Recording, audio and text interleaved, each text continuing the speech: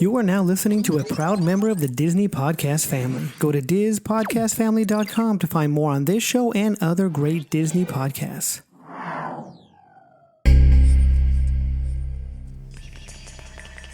All personnel, clear the launch platform. All personnel, clear launch platform.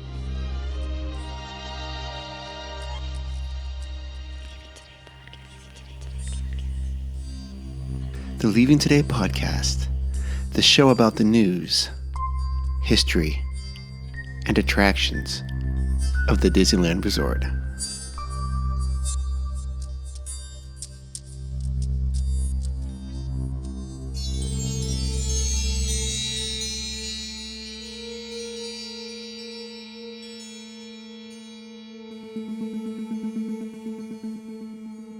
Well, come on, Wendy. Let's go. But where are we going? To Neverland. Neverland.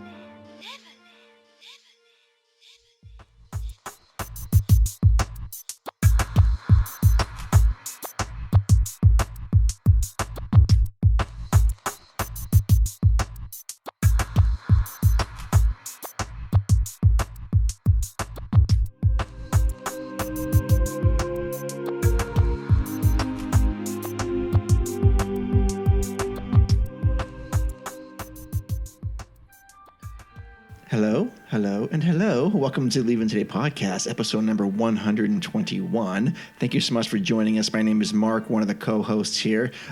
Jess is still on assignment this week for this episode, so sitting in for her is our friend and family member, Joey. Hey. Halo. Halo. Halo.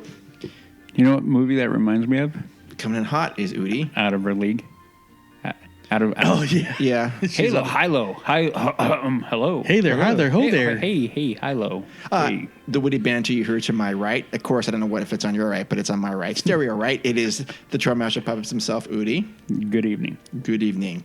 Thank you so much for joining us wherever you are. It means a lot. This is the Leaving Today podcast. We want to be a welcome break from the news and other dreary stuff that's going on. We try to stay positive and lighthearted. Yeah. For the most part, no, we're all family here. We're gonna get through all this. This is your first time here. Welcome. We think you're finding the water to be warm. If you are a return listener, welcome home. Quickly, there are some ways to get involved with the show because tonight's show is brought to you by our Patreon listeners, and you can go to leavingtodaypodcast.com, click on the Patreon logo, and you can support us by $5, $3, or $1. And for that, you get to be on the show. We will have Marcus on the show soon. Hey, Marcus, because he says he has something to talk about, which is good.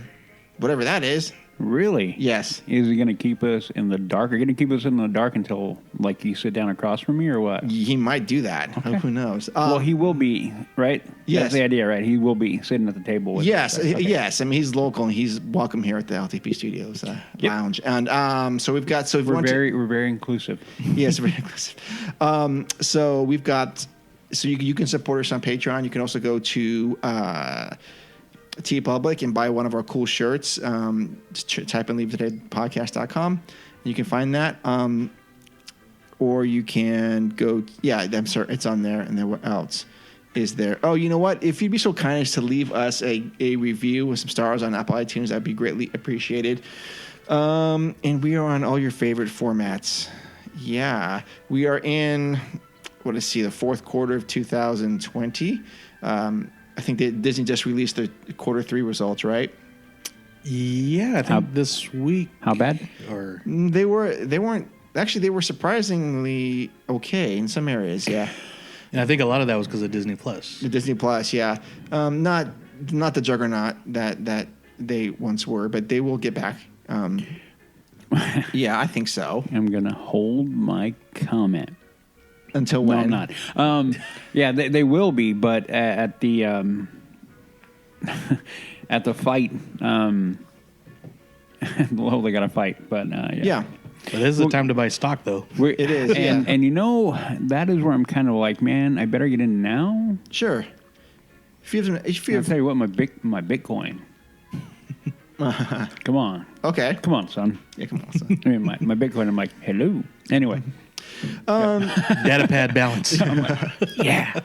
I see that number go click, click. click, click, click, click. I'm like, oh, no dip. Okay, back up. Yeah. All right.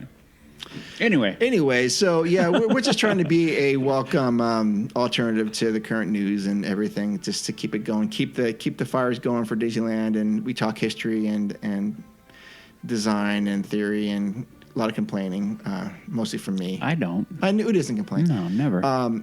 But that's where we are tonight. Tonight, we're going to talk about some of the food at Star Wars Galaxy's Edge, mainly because this came about when we actually had dinner with Marcus about a month ago or so, and he had mentioned he was planning on going to Galaxy's Edge. He hadn't been there yet, and we decided, even though Udi and I did a 2+ hour review of the park, I don't think we had eaten all the food or any of the food at that point. No, I don't recall. I don't recall. Yeah, we didn't really make an effort because we didn't. I mean, the only thing that I think we talked about were like popcorn or I don't remember.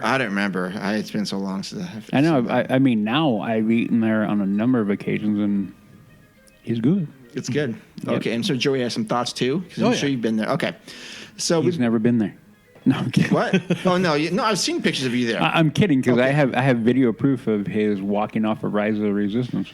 Yes, crying. And hey, you know what? There's no shame in that. I was crying too. Udi was crying. I was not. A fly went into my eye right at that moment we came off. You know it. That's true. I also had my backpack was full of onions too. Yeah. Slicing them. And then I got smoke from that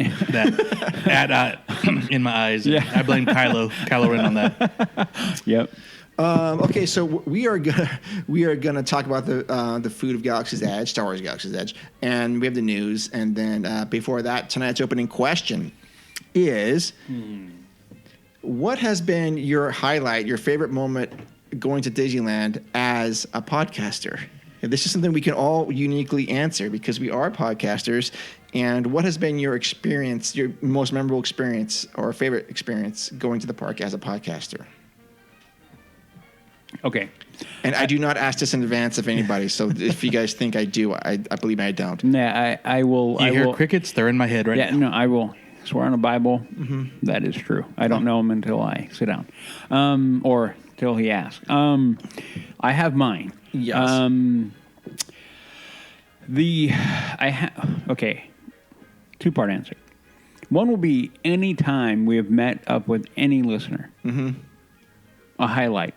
Every trip, anybody, all of the people that give us their time and energy, and then they meet up and whatnot. To me, that is amazing. I don't do that. I mean, I may be a fan of certain people, but even me, I'm like, I don't want to go do that. But for all of you that we've met, it's great. Now, but if I have to pick out a moment, though, the moment that I think I'm going to remember forever will be Splash Mountain with Patrick. He hadn't ridden on it, deathly afraid of it. Guy's a Marine, and I'm like, dude, Semper Fi, like, you can do this. But I got you. I'm right here. I got Game you. over, man. Game over. Yeah, I got your 6. I'm right behind you. We can do it. And we went, and that was great. And man, we got wet. I mean, we did. The bow of the boat went in the water. I'm like, here we go. Yep. But anyway, that would be my favorite because, I mean, we all walked off laughing like we should be. Yeah. Totally. Dripping wet. Yeah. And laughing and having a good time. And and that was by far one of my favorite times ever as a podcaster. Yeah. That was the same day we did the Space Mountain run from Space Mountain to Anchorage Coaster. Yep. We're like, we can do it. Everybody knows that run. Yeah. The walk around like, The ribs hurting. like, I can do it. Oh yeah. Sí se puede. Yeah. Did you have a favorite moment, or did I cut you off? I know I cut you off guard because I didn't ask this before. Yeah, you cut me off guard, but that's okay. Keep you on toes. You know. Yeah. Like I said, there's been a couple times that, like I'll hey, I'm going to be at Disneyland this weekend and run into a few people and stuff, and that's really cool. And but the what stands out to me is the times where you don't hear from somebody like, oh, I'm going to be there too. Maybe we could meet up, which is still, like I said, that is so awesome. Yeah. But I knew fellow listener Jay Vendetta, Jennifer. She's like, I'm going to be there too, and maybe you can meet up for a ride or something in the picture. Yeah. And I'm like, you're hanging out with us all day. So Oh, nice. So we nice. spent the whole day together, and so that was really fun. But the time, and this has to do not just with the spontaneous moment of it, but the fact that this is when we've talked about it before, but we're getting ready to build our lightsaber. My first one, Udi's second one, and we're just kind of in the corner, not yet ready to check in, and gentleman walks up, winds up being Ken. Oh, yeah, yeah. And he's like, oh, I thought you guys would be here. And I mean, just the whole time that he knew we were going to be at the park that day and figured, oh, Joe and Udi, they'll be in Galaxy's Edge sometime. Sure. And Yeah. I mean, they were really close to leaving because we're, like Udi's mentioned before, we're going to do our lightsaber, but let's go ride Smuggler's Run after, but they had to take off. But, just the fact that we didn't know, he was going to be there with his family, but then he and we're like, so he greeted, really cool guy, it was really awesome. Yeah. And then me and Udi were like the fans, like, wait. Udi's like, let's get a picture. I'm like, yeah, let's get a picture. Yeah, like, wait, where are you going? Where are you going? And so that, I mean, just moments like that. Yeah. And then another time it's so cool being recognized by somebody who, either they follow you on Instagram as a podcaster or they listen to the show. But another thing, and being recognized by fellow podcasters. Oh, yeah. Is really cool. And like I said, I mentioned it last time we were here, but we're walking past a Haunted Mansion. I hear Joey. I'm looking around, and it was Al from Backside of Water. Oh. And so, say hi real quick and everything. And that was really cool. Grabbed a picture. Then, a few days later, we're at the entrance gates. And then went, And I totally brain farted. I'm like, I know you. Yep. But he remembered when met up with him at D23. Oh, okay. And stuff. So I mean, it's just being recognized by people that like what you do on the podcast, but then fellow podcasters that that just Okay. the peer to peer is pretty cool. Yeah, I haven't had that experience yet, so. Well, Mark, I'm not recognizable, which is, I guess, okay. Yeah, the guy who looks like Mr. Incredible Exactly. walking around the park. Nobody get like, is that Mark? I don't know. Does he look like Mr. Incredible? Yeah, can't be him though. All right. You got to wear spandex. Yeah, that'll happen. There we go. And then you need that little mask, and then it'll be fine. Sure, I should Yeah. do Go that. get num. Yeah, go around should going totally num. I should totally do that. Maybe for Halloween next year. But no, I mean, hopefully that'll happen sometime when we can meet other podcasters down there. I mean, and listeners. I'm looking forward to that for sure. Yep. We'll get back there. We will. Yep. We will. Since I asked a question, I feel like I should answer, and I feel like I don't want to like slight any of the experiences we've had, because every time someone's come out of the way to meet us, like it absolutely blows me away, And I still think about Jacob coming out that evening, then I missed Fernando by a day, and Seth coming. Sorry, Fernando. I totally forgot. That was so awesome. Yeah, Just we hanging out. drinking beer, hanging out. Yeah, good time. Yeah, in fact, I have something for that. We're going to get to that. If we have Fernando sent in a story. Oh, really? Yes. All right, cool. So I'll plug that in. Okay. In after the segment here. Okay. So all of that's been fantastic, but I think what I was thinking about, what kind of stood out for me was it was totally impromptu, and that was when Udi and I were waiting in line for Soaring Over California or Soaring Over the World. I can't remember which one it was. The World. Mm-hmm. And there was a young family in front of us, just talking and kind of. They didn't really know what to do about planning their day or whatever. And, so we were just stuck in line. There was maybe half an hour wait or something. And it was 45 from what I remember. Okay. We were there for a minute. Okay. I remember because anytime we're going to go in the store in like an hour. All right. Oh, yeah. Okay. And then they were talking. And then, of course, I was just said, oh, Being Mark. I go, hey, I was kind of listening to what you're saying. And here's what I'm thinking, and I gave him some answers and or some advice of what to do. I forget exactly what it was now. I can't remember either. But it was a couple of years ago now. Yeah, but they were but then I said, this, and then Udi chimed in, and then we just started talking, the four of us, and then it's, by the way, yeah, we do a podcast, because I think they said something like, oh yeah, thanks for helping, you guys know a lot. I go, yeah, well, we sort of do know a lot, and here's how it is. Here's the reason why. We gave them a card. Yep. And they said, oh my gosh, wow, thank you. And that was it, right? But then they left us a really cool review and messaged us saying, hey, thanks for helping out. You guys are really cool, and just like we're nice people in real life. And that's how we are. I mean, that's just so that to me spoke volumes of what we're doing to us. And well, like. And I'm glad, and that's one thing that I am proud of that we do here. Mm-hmm. And we had, I think, Marcus and a few people have made the comment that have met up with us. Like, the people you hear on the show are the people you're going to go meet. There isn't like a show us and then a real us, or however you want to put it. Mm-hmm. And I'm very proud of the fact that, good or bad, up and down, we are who we are. Mm-hmm. And people get mad, disagree, agree, whatever it is, but we're being open and honest. And I think I've always felt like we need to do that from the beginning. Yeah. And I am incredibly grateful that people have picked up on that. And that has been that is my personal favorite, or the compliment that means the most to me is when people go like, you guys are real. Mm-hmm. And we can tell. And then when they meet us, like, okay, exactly like what you guys sound like and how you talk and everything, that is what you do, and that is how we are. Right. And I'm incredibly grateful for that compliment, and I'm glad that comes across to everybody who's hearing it, because we don't change. We speak. Sure.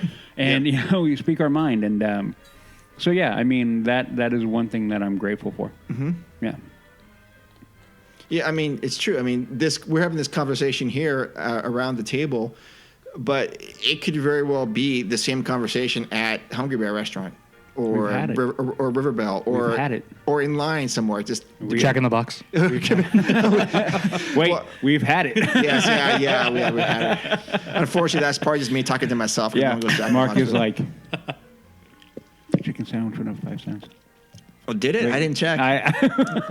It may have. It's been a minute since I've had the chicken sandwich there, but oh man. But yeah. So, anyways, that was my thought about because they didn't know we were podcasters until we mentioned it. But and I'm looking forward to more meetups with people and getting out there and talking to those guys. Yeah. So, all right. So let's let me get that the audio. The audio.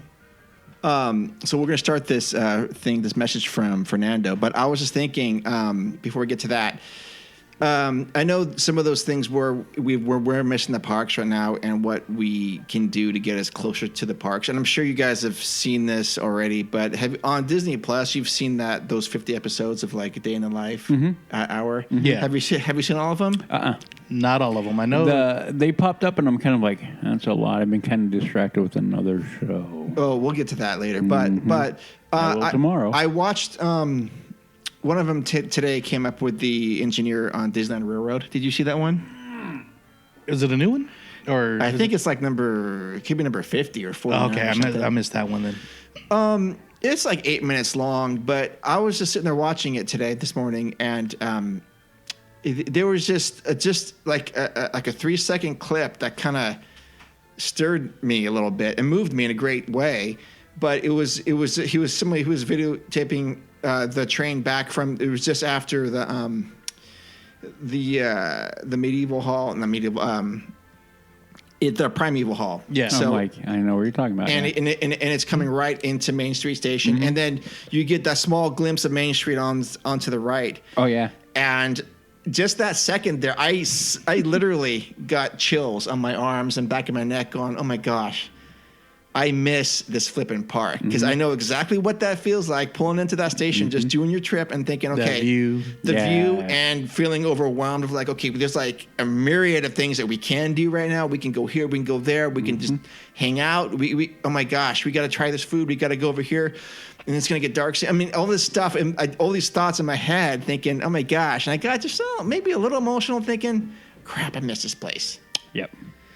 Yes. Yeah. Yeah. Okay. I just wanted to say that. So, listeners at home, if you haven't seen it, I'm guessing I'm thinking I'm late to the game and all this, but there's a lot of there's 50 different stories, and they're all about 7 to 8 minutes long. Some of them I'm not particularly interested in, but a lot of them I am. And just, man, kudos to these cast members, man, because it's all about what their work is doing and the work that they're doing and the things you just don't even think about. Yeah, one of my favorite ones, real quick, without going on a tangent, is the I think he's like an ex-Navy or something, but he's the guy that he scuba dives at night and cleans like Nemo, Jungle Cruise. I saw that one. I didn't see that. And he has a whole crew. Oh, yeah. Very cool. Yeah, it's super cool. It's one of the earlier ones. Okay. Yeah, and then I did see the train engineer one. I've seen that one. Okay. Yeah, very cool. And he talks about how he came up and to become an engineer, right? Yeah. Very good. Yeah. Very, very cool. Right. I got to do the Imagineering story again. Oh, I just started that again. Dude, I'm ready to go again. Yeah.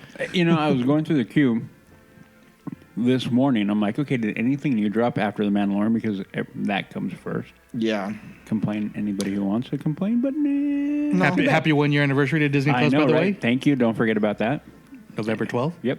Oh. Yep. Okay. And then, but then I went through and I saw that Imagineering story pop up, and I'm like, oh man, I got to rewatch that. Yeah. Yep. Okay. Yeah. Yeah, and you shall. I will. Okay. So with that, let's go to Fernando's message because he sent us something. And how do we get this thing loaded up here? All right, here's Fernando. Hey, what's up, LTP? It's Fernando. I'm here with my recording a bit late because I was kind of super sick. Didn't die, which is pretty cool. Bonus. You know, we're all going to eventually, but I'm trying to delay that at least a little bit more. So I got that down, I guess. Hope everyone's well. Hope everyone is healthy.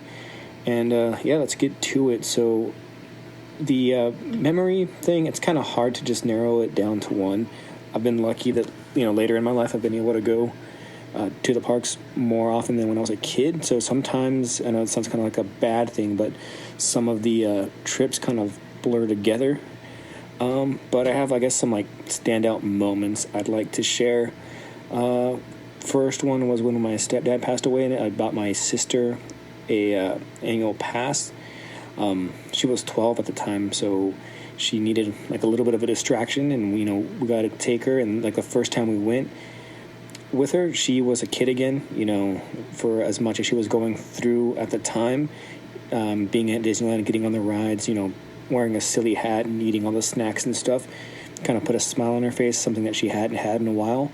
And then a couple weeks after that, my brother bought a pass for my other brother. I guess to clarify, I have a brother who's 4 years younger than me. Me and him are from my mom and dad's first marriage, and then my other sister and brother are from when my mom remarried. So that brother bought the pass for my other younger brother. Our stepdad was his dad, and he was about 14. I bought my mom's pass, and like I said, we went to the parks together. And like as a family, kind of were able to just get away from everything, and especially for them because they were real young at the time. You know, that was their dad. That was real tough for them to have to go through. So, you know, people always mention it being their happy place and stuff, and not that it fixes all the problems, and not that you're running away from your problems, but sometimes you don't want to be reminded. Sometimes you just need a bit of an escape. You know, sometimes you just need to be a little kid again, and I'll never forget those first two trips with them. Also, with that, we got my mom to go on a bunch of rides, and you know, I've mentioned here before that she passed away a couple years ago. She was young when she passed away.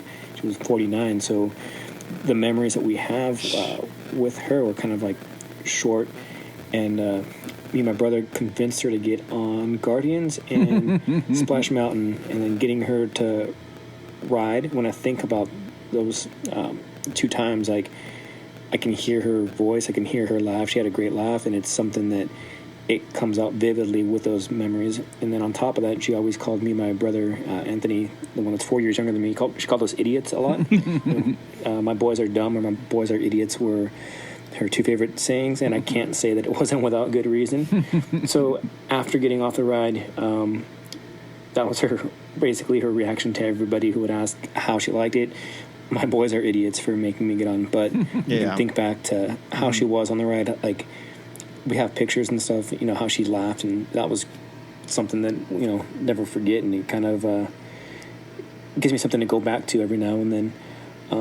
Other kind of random memories, both my kids, Marissa and Luke, their first time trying ice cream was at the parks, which was kind of cool. My newest baby, Alana, she hasn't been able to go because she was born in the time of the Rona. But we kind of, by cheating, I guess, we gave her a Mickey head ice cream from Costco, which is not the same thing, but at least it was kind of Disneyland-ish. Sure. So I guess that counts. See what else.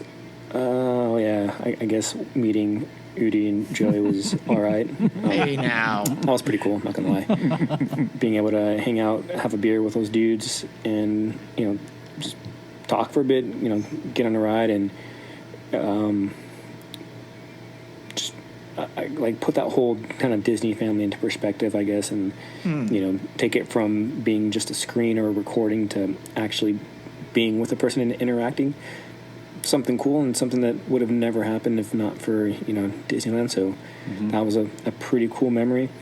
I know that we kind of joke about hating on Galaxy's Edge, but when we first went, when they had the reservation system only, like when they're doing the previews for it, I'll never forget walking through Galaxy's Edge and having like kind of a little smile on my face and looking around and thinking like, wow, this is pretty cool.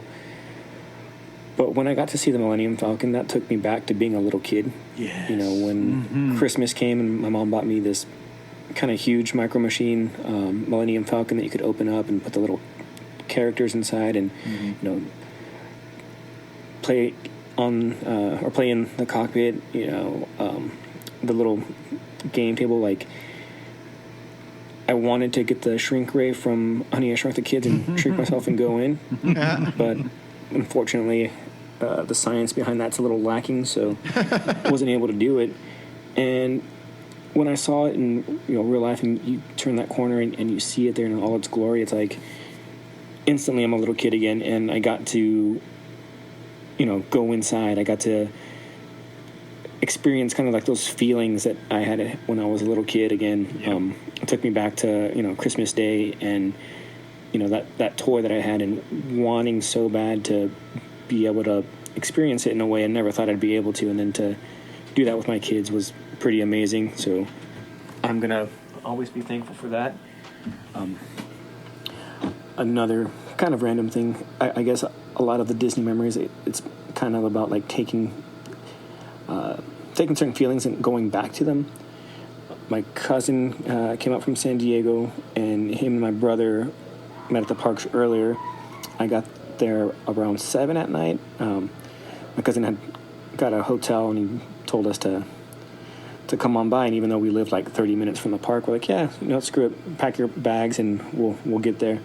I just remember seeing my cousin Sergio and my brother Anthony when I got to the park. We all have our kids and whatnot, but it was Buena Vista Street, and seeing them and then meeting up with them, like all of a sudden the energy kind of went back to when we were 13, 14-year-old kids, and we would have like sleepovers in San Diego, and then go to TJ the next day with our family and just get into all kinds of trouble and stupid shenanigans.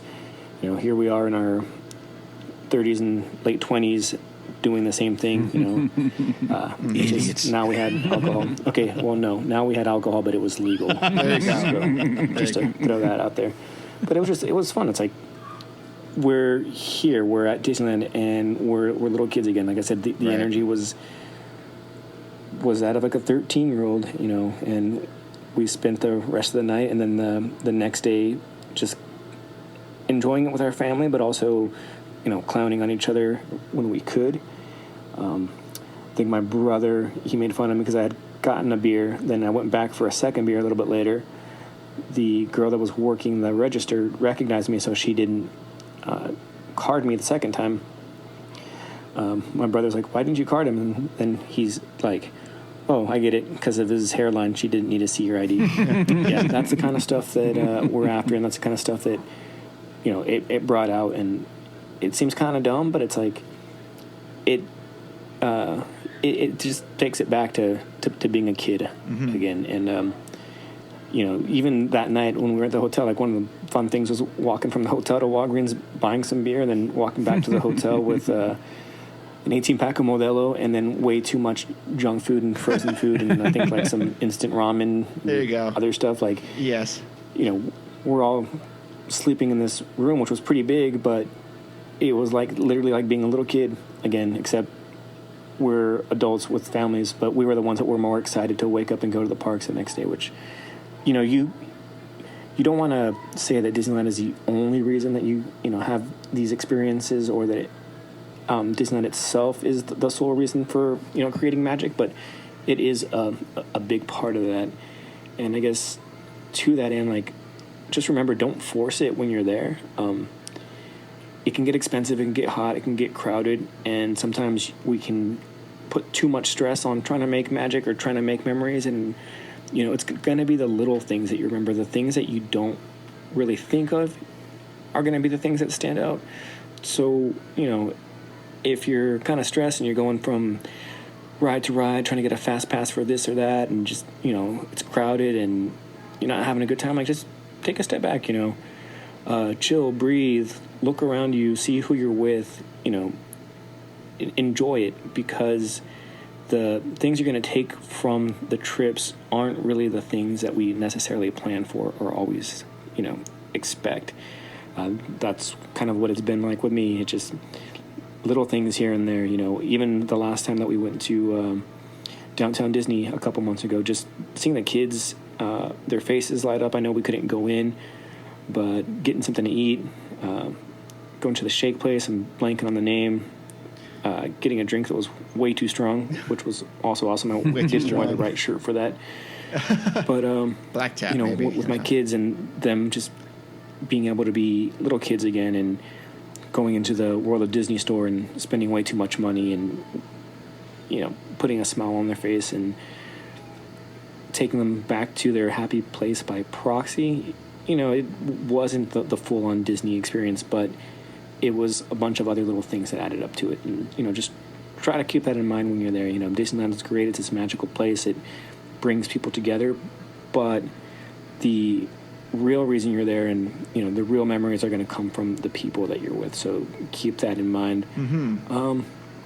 Other than that, I think I'm drawing a blank. Like I said, a lot of these memories kind of, or the trips, I don't want to say memories, a lot of the trips blend in together, and it's hard to always, have one specific trip, but these were just a few of the little times or little things that I wanted to share as far as, things that stood out to me. I know times are hard right now for a lot of people, for various things, whether you're working or not, stress of just everything, stress of life, plus the stress of the year that 2020 has been. It's been a lot for everyone, so just hang in there, everybody. We'll get through this together, unless, the end of 2020 has like dinosaurs or robots or aliens, and they just come out and finish the job. I'm hoping not, though, because, I really want to go back to the park. Yeah. Until then, just, stay safe, stay sane, and enjoy the podcast. Oh, and Mark, when I do see you, you're going to have to shotgun a beer. I don't know why, but catch up. No, I agree. Either shotgun or chug a beer or take a shot. It's on. My goal is get Mark trashed. Hashtag get Mark trashed 2021. Hope to see you guys soon. That's a T-shirt right there. Oh my gosh. God. Yeah. That was awesome. That was awesome. Oh, yeah. Fernando never one to not. Well, how can I put it? always one to tell a very good story with a good flair and a sense of humor that makes everybody laugh. Yes, coming in strong with that. That man Always. has style. Yeah. Yep. Yeah. Yeah, and meeting him, like I said, I didn't bring it up when I was talking about the other time, but other times. But yeah, hanging out with him and his kids and his family. Oh yeah. Was just it was super awesome. And the cool thing was like it was my turn to buy a round before we met up with him because the whole trip, like Udi bought a round, I bought a round, Udi bought a round, I bought a round. So this was my round. Yeah. And Fernando's like, I got it. I'm like, dude, you're awesome. Yeah. Oh, nice. I'm like, hey. Yeah. You saved Joe from around. Yeah. But no, we hung out with his family and his kids are as awesome as he is. And like I've mentioned it before off recording, but like we get our positions for Smuggler's Run. And you know the kids, they're just cracking us up throughout the whole entire queue. I mean, they're great. Oh yeah. And so we get our positions. I'm gunner, and his daughter just comes right at me, looks what I have, not even a word, just yoink, and takes my gunner and gives me the engineer. Engineer. And Udi's like, "You're G." You're G. I went your G. And I can't do anything. She was awesome. So, Right on. Can't wait to do it again Yeah. and watch Mark shotgun. Sure, I'll shotgun a beer. I'm there for that. Yeah, I know Udi's there for I know. that. I'm like, do it. Shotgun a frozen Jack and Coke. Oh man, no, your brain No, freeze. brain freeze for that. That was a great call. That was a great call, and thanks for coming in strong with that, Fernando. Oh yeah, thank you. And yeah, I mean, you know, he did bring up a good point, and I feel like we talk about it often, but we need to, and more now than ever, that the park is family. Mm-hmm. Yeah, and we all feel it at the table, and I know Jess has it too. I mean, how many trips has Jess done an all family trip? Yep. With her cousins and her niece and Might be brother, the same way, sister, yeah. mom, aunts, you know, and we've all done that. And he brings up that point about you come back and you get together and you're like kids again, and it is without a doubt. I mean, we like right here at the table, we didn't go together as kids. We didn't know each other, but No. when we're together, I feel like we're the guys from like Sandlot or whatever, like running around and we're like 12 and I go woo, and we all plug in, you know, we plug into that. Killing me. Yeah, we know right away, and we don't like criticize it. We all like, yeah, we're all here. We'll embrace it, yeah. And we're all gonna, and we go. Yeah. I mean, Mark, he freaks out a little bit. He gets concerned, but then at the end of the day, he gets concerned. he gets concerned. He'd be like, man, I'm worried about that. I'm like, hey, we're fine. I do, yeah, that's true. No, that's true. But that is Mark. And Yeah. but at the end of the day, Mark is like a lighter version of Mark when he's at the park. No lie. Yeah. No lie. I mean, I've known Mark. How long have I known you, Mark? A long time. Long time. Yeah. And that doesn't change. And so Joe's Joe. It doesn't matter. Joe's I'm just happy to be there. You want to do this? Yeah, let's do this. You want to do this? Let's do this. Here or there is like Joe's Joe. But yeah, I mean, like I said, that the fact that we all plug in and we know right away and we all understand what we're all there for and what we're doing, and I keep on saying it over and over and over again, the park is there for that. Right. And that is where we connect. And yeah, like you said, I mean, the magic will happen when you just go. And let it flow. And what I like too, what he said real quick, is the memories, they're at Disneyland, but they're not of Disneyland. Yeah. But you're creating memories with Disneyland being in the background. Yeah. But you're doing like you said, you messing around with your cousins. Same thing you were doing when you were 10 and 12. And, Yes. So you're creating your own memories just for the fact of being there, feeling like a kid again. Mm-hmm. And I mean that's why we need the parks back, man. Yeah, absolutely. Yeah. Solid points. Yep. Yeah. All right. So, listeners, if you feel inclined to send us a story, please do it. We will put it on the show. We will talk about it. It just adds to this whole LTP thing we got going on here. So definitely don't feel shy to do that. All right. So with that, let's go over to the news. You listen to me now. You are talking about things that you do not understand. All right. Kind of a short news segment tonight. not a whole lot's going on. It's like I said, we are in the third quarter of the end of the third quarter, so beginning of the fourth quarter of 2020. Parks are still closed. Parks will be closed probably throughout the end of this year. And it's looking like I'm hearing end of January 2021 for that to be coming back. But there might be some glimmers of hope with Main Street maybe opening up before Christmas. I'm kind of hearing that, but who knows? I know Buena Vista Street opens up on the 19th. We are recording, today's the 14th of November. Yep. So by the time this airs, Buena Vista Street will be up and running. So that'd be great. Have you heard anything, Joey, about any Main Street USA stuff? No, not much. Any park openings? I think Buena Vista Street will be it for this year. Okay. And that's just my guess. Okay. I see your point of view, but I think for the holiday, I think it'd be really, really good, and I would not be surprised if the execs at Disney are pushing to get Main Street open for. I would love for that. I mean, for the holiday season, we're talking like right before Thanksgiving.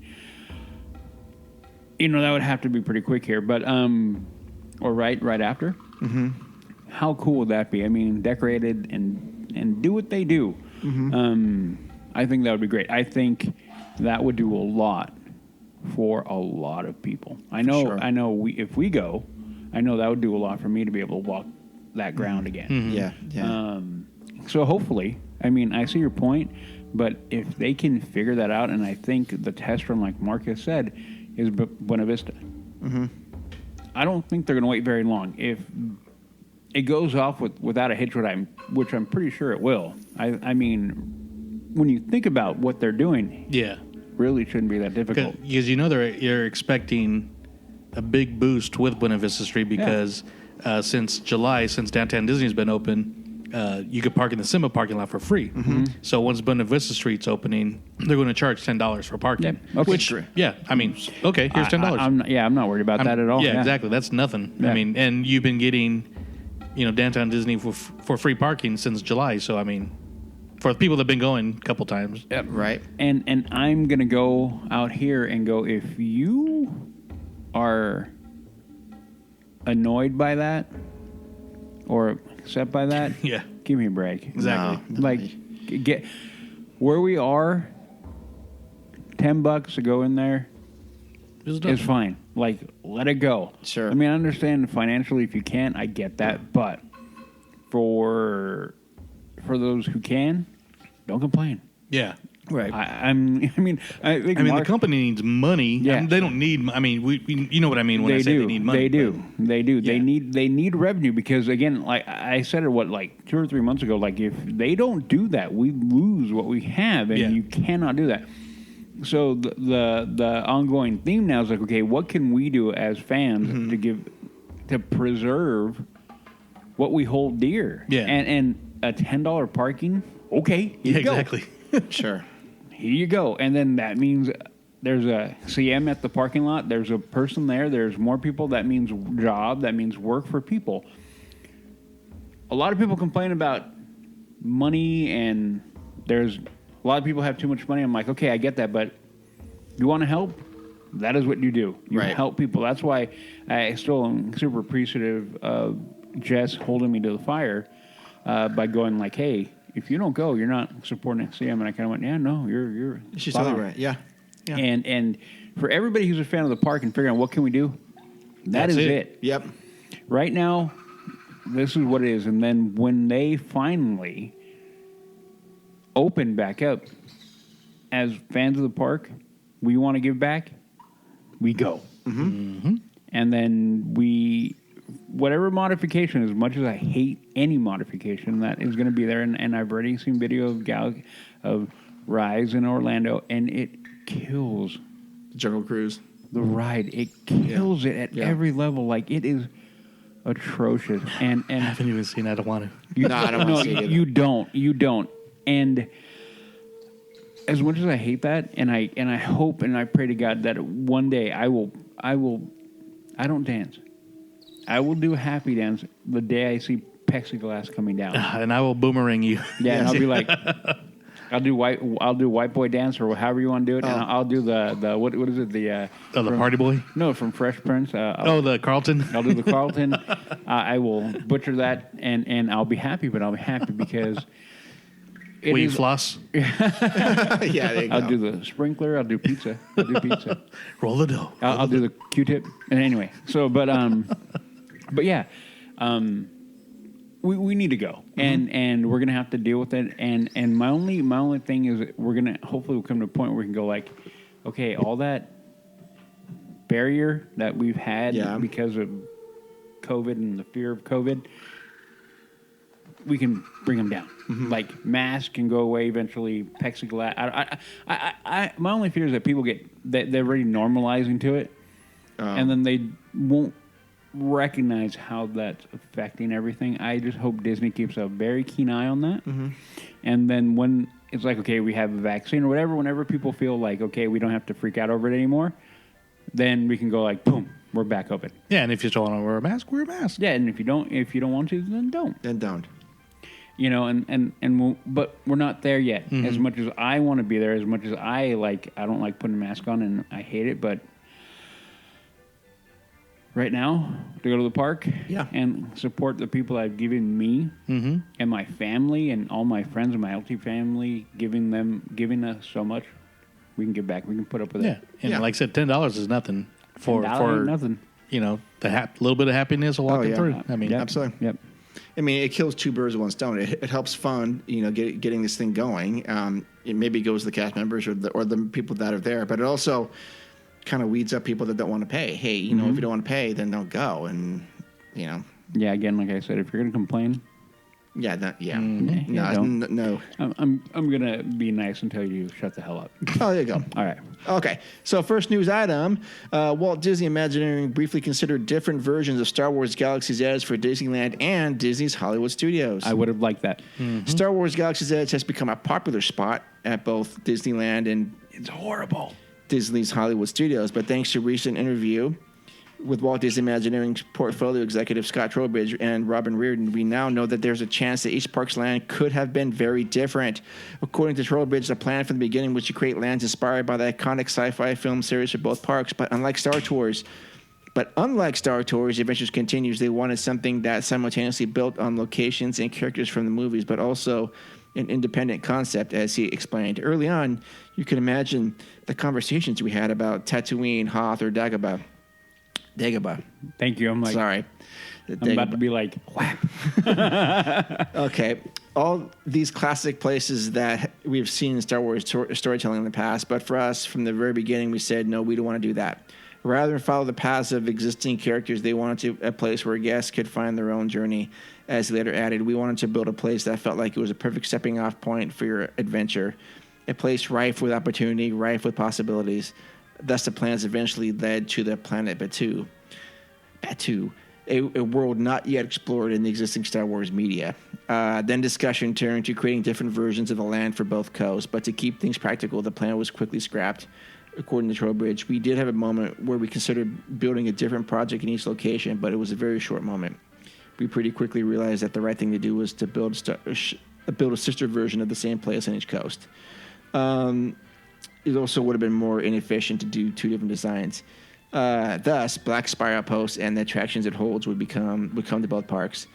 So that's into that story. Anyways, I thought that was interesting that they actually did consider two different lands, and I could see how that would be advantageous to have that, because they go, oh shoot, we've been to the one in Anaheim, now we need to go to the one in Florida to see what that's all about. And they could have done. I know they said it wasn't efficient. You could still have the same two attractions. You can have the Droid Depot. You can have the all of it, everything. Just spin it around a little bit. I mean, I get for construction reasons, but I mean, just for plans. Joe? Really? Chapek. Yeah. Okay. Penny pincher cutting corners. Yeah. I'm like, oh no, we can't. You want another set of multi-million-dollar plans? Well, yeah. I mean, you could have had, West Coast had Batuu, Black Spire Outpost, then East Coast could have had a different planet and a different outpost. Yep. But you still have, obviously a docking for the Falcon, so you got You still have You both could- you could've attractions. done it all. Yeah. Oh yeah. You, you could have done it all. Yeah, because you got the Resistance all over the galaxy. You got the First Order all over the galaxy, and it's just it's one of those things like growing up, you see stuff at Disney World, and it's like, oh, I'd like to go there someday because they got this, and it's different. Like the first time I rode the Haunted Mansion, there I was like, whoa. First of all, it doesn't look like a mansion. Well, it looked like a different kind of mansion. It's all brick and all that. Then the thing that really threw me off was the Jungle Cruise. It's pretty much the same, except you actually go through the ancient Cambodian Shriners. You go through the shrine and it's like in a cave. Just slight, but there's slight differences. They have a cave there? Kind of. Oh. And I didn't know that. Yeah, and you kind of go through it a little bit, and for some reason the skippers stop talking and no jokes, and it's kind of dark. You can see, anyways, but it's the same, but it's different. And I think they could have done that with Galaxy's Edge. Sure. Especially with what they're doing with the Marvel lands around the world. Oh, yes. Yeah. And I think we've talked about it on Disney Universe. I think you guys have talked about it a couple times also. Yeah. And everything's in the story, but everything's different. Yeah. So I don't. Story being key. There. Yeah. And on certain things, about, we'll talk about certain movies. We say, oh, it was just, what was it? Like, it was, they took the easy way out, or easy writing, or I can't think of the term. Well, no, lazy writing. Lazy writing. Yeah. And to me, that was kind of lazy planning, because they could have done a lot more, but still have the same. Yeah. And then, the one thing that I think Mark, all of us here would be pretty interested to see would be any concept art of what maybe they're running through, because at that point, even if they turn around and go like, okay, we can't do it, but they're going to have a guy in the corner going, hey, guy in corner who can draw, go. And, because having that visual, I'm a visual guy. Yeah. So when I have a visual, people can tell me, if you paint me a good visual picture, I'm in. But having the actual picture, like, they can create a whole lot more in my mind, and you can really get moving. So I would that would have been cool, or cool to see whatever's out there. Yeah, sure. And we will be getting that in April. Little plug. I recently had author Amy Ratcliffe on our show. We did a little. Plug. Yeah, I can. I'm out of here. Yeah, he's like, I'm taking my beer. Your beer that you left. No, my beer. But she's a writer, written for Star Wars Insider and Nerdist. Amy Ratcliffe. She's actually the author for the upcoming book, Star Wars: The Art of Galaxy's Edge, which will tie in with the movie Art of books. Which, if you're a fan of the Star Wars movies and those books, they are amazing. They're full of concept art, and as one of the artists is Star Wars Lucasfilm legend Doug Chiang, and love him. Basically, they said what we've seen for Galaxy's Edge in concept is just a light fraction of what they actually did. He said they've worked on more concept art for the land than he's did for any of the prequels and movies. And that's saying a lot. He's the Ralph McQuarrie of like the prequel and sequel generation.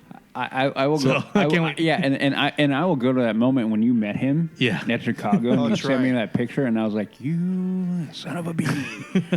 But that book will be out. You met Doug Jan. I'm like, "Oh man, come on!" But that book will be out in April. Oh, nice! Looking forward to that. Yeah. Right on. Yeah. Yep. But I'm glad we have what we have. Oh yeah, I ain't complaining. No, not at all. Okay, next news item is new open edition Haunted Mansion pins arrive at Disneyland Resort. This is right up Joey's. I would get that. The Madame Leota pin for $9.99. I would too.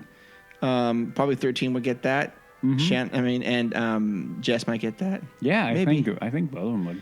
Hatbox Ghost pin. I kind of want that one. $12.99. I'm not gonna lie. Would you get that? I don't know where I'd put it, but I kind of want it. I would definitely get that because it's a image of the Hatbox Ghost we've never seen. That's true. Yeah, and then it's not the same little. And the way it's dangling the Hatbox. Yeah. I mean, he half looks like the Headless Horseman. Yeah. In a way, and I kind of dig that in the bats in the background. I would get that. Yeah.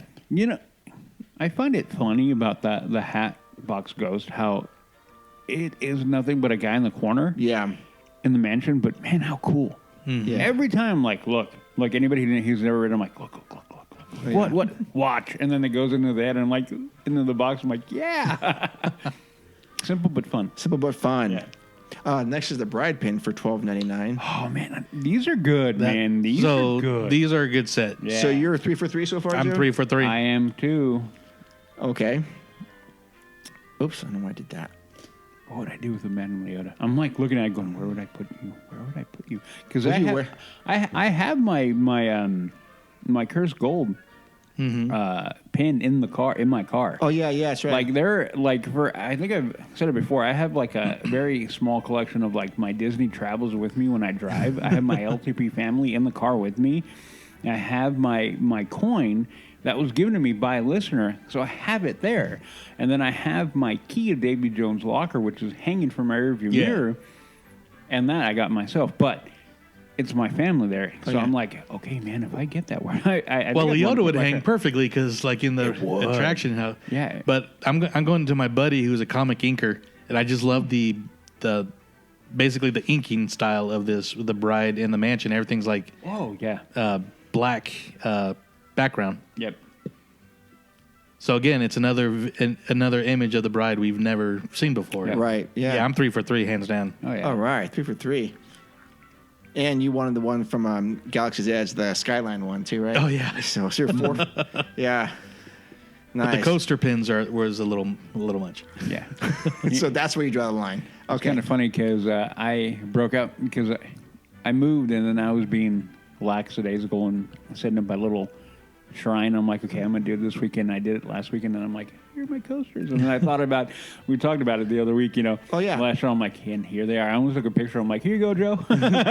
Here's my coasters with my kyber crystals. Yeah, there you go with my they are. They're right next to my kyber crystals and my holocron. Oh, awesome. Awesome. And my Skyway bucket. Oh, yeah. Yes, the rarest, but yeah. The rare, I have it sitting all right there. Along with Is it number 4? Yeah. Black 4? Black number 4. Yeah. I don't have one of those. All right. Next news item, and maybe I think it's the last one, is first holiday decorations installed on Buena Vista Street ahead of reopening at Disney California Adventure. So, yeah, this is just someone has taken some pictures through the gates, through the turnstiles, as it were, just down the road leading into Buena Vista Street. I don't know if that particular spot has a name, but you can see there's a little bit of like wreath. Garland, yeah, over the monorail bridge there. And then over the 5 and Dime, you have more of that. And so I think that's going to be really, really nice just to have that decorations there. And lit up at night. And lit up at night. And I don't know this, and I feel somewhat embarrassed that I don't know this, but Joey probably does know this, is that DCA traditionally does not have a tree. Is that correct? They do have one. Oh, they do? Yeah. Oh, sorry. I came in hot. Sorry about that. Oh, sorry. They do. Where's the tree? It's that little, you know where the Headless Horseman goes? I do. It's right there, right in the middle. Is it a big tree? Yeah, it's huge. What? So the very cool thing about it is the tree at Disneyland is kind of like your traditional Douglas fir, just kind of full tree. Yeah. So the tree that's at DCA, since it's kind of takes place in the 20s, 30s in story, it's one of those noble trees, which are the really like needly ones. Yep. And even so it's a big tree. Oh, it's still like about 50 to 70 feet tall. Okay, so now that you're saying this, now Yeah. in my mind's eye, I picture it there. Yeah, and I got pictures of it. I'll show you. But it's cool because the ornaments in the tree and at the bottom are these. They look like, and they're oversized, but the old school like tin toys. Mm-hmm. And those are like the ornament. Like there's a little tin style Donald Duck on a train, and you know the different Disney characters, mostly like the Fab Five. Oh yeah, and you know it's Mickey, Goofy, and all them, and then old school ornaments. And they're just blasting the old, you know, Sinatra, Louis Armstrong, Christmas music, Ella Fitzgerald. Oh yeah, okay. So yeah, awesome. It's gonna be awesome. So I'm sure they're gonna have a trip now for that. All right, so that is the actual news for this episode. It was short, but it was good. It was good. Like me. Sorry. Could not resist. That's what Jess usually says. That's I what know. she said. Okay. Before we get to the news, you guys want to do a quick randomizer? All right, go. Let's do this. Let's do this. Again, we are going to be doing, you got to keep one attraction, you have to remove one attraction, and you have to improve one attraction. So The randomizer music. No whammies, no whammies. I know, right? No whammies. Oh, what do we have coming up? Oh, jeez. Oh man, This is tough. Last All one right, go. was tough. All right, 3, 2, 1, go. The top 3 coming up today are "It's a Small World," Burn it. Davy Crockett's Explorer Canoes, Save it forever. and Big Thunder Mountain Railroad.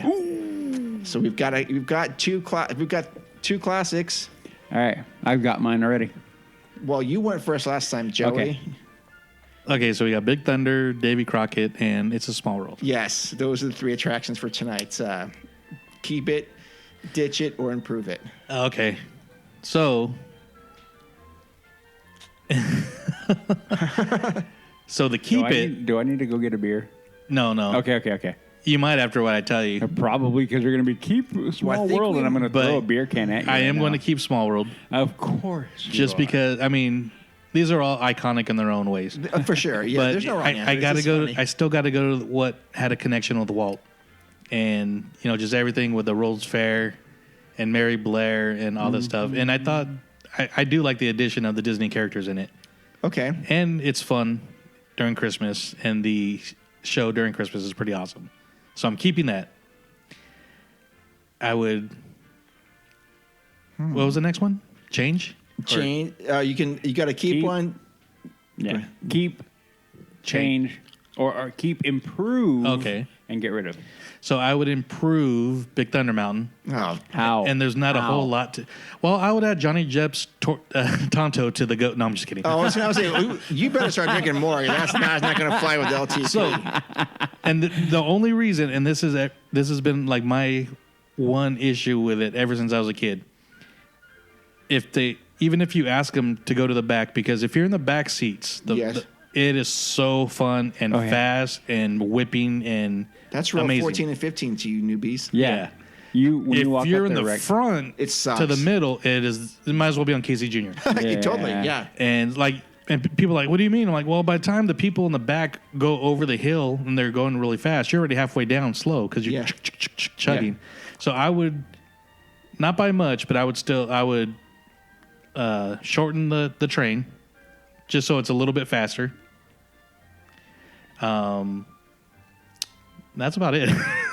Okay. I mean, the enhancements they did recently with they made it smoother. The dynamite scene towards the end is really cool. better. They, Yeah, I think they went. It feels like they kind of went back to opening day more. Yeah. Because I remember, growing up, having that, when you came in the dynamite room or whatever, as I call it, Yeah. because you have all the. Yeah.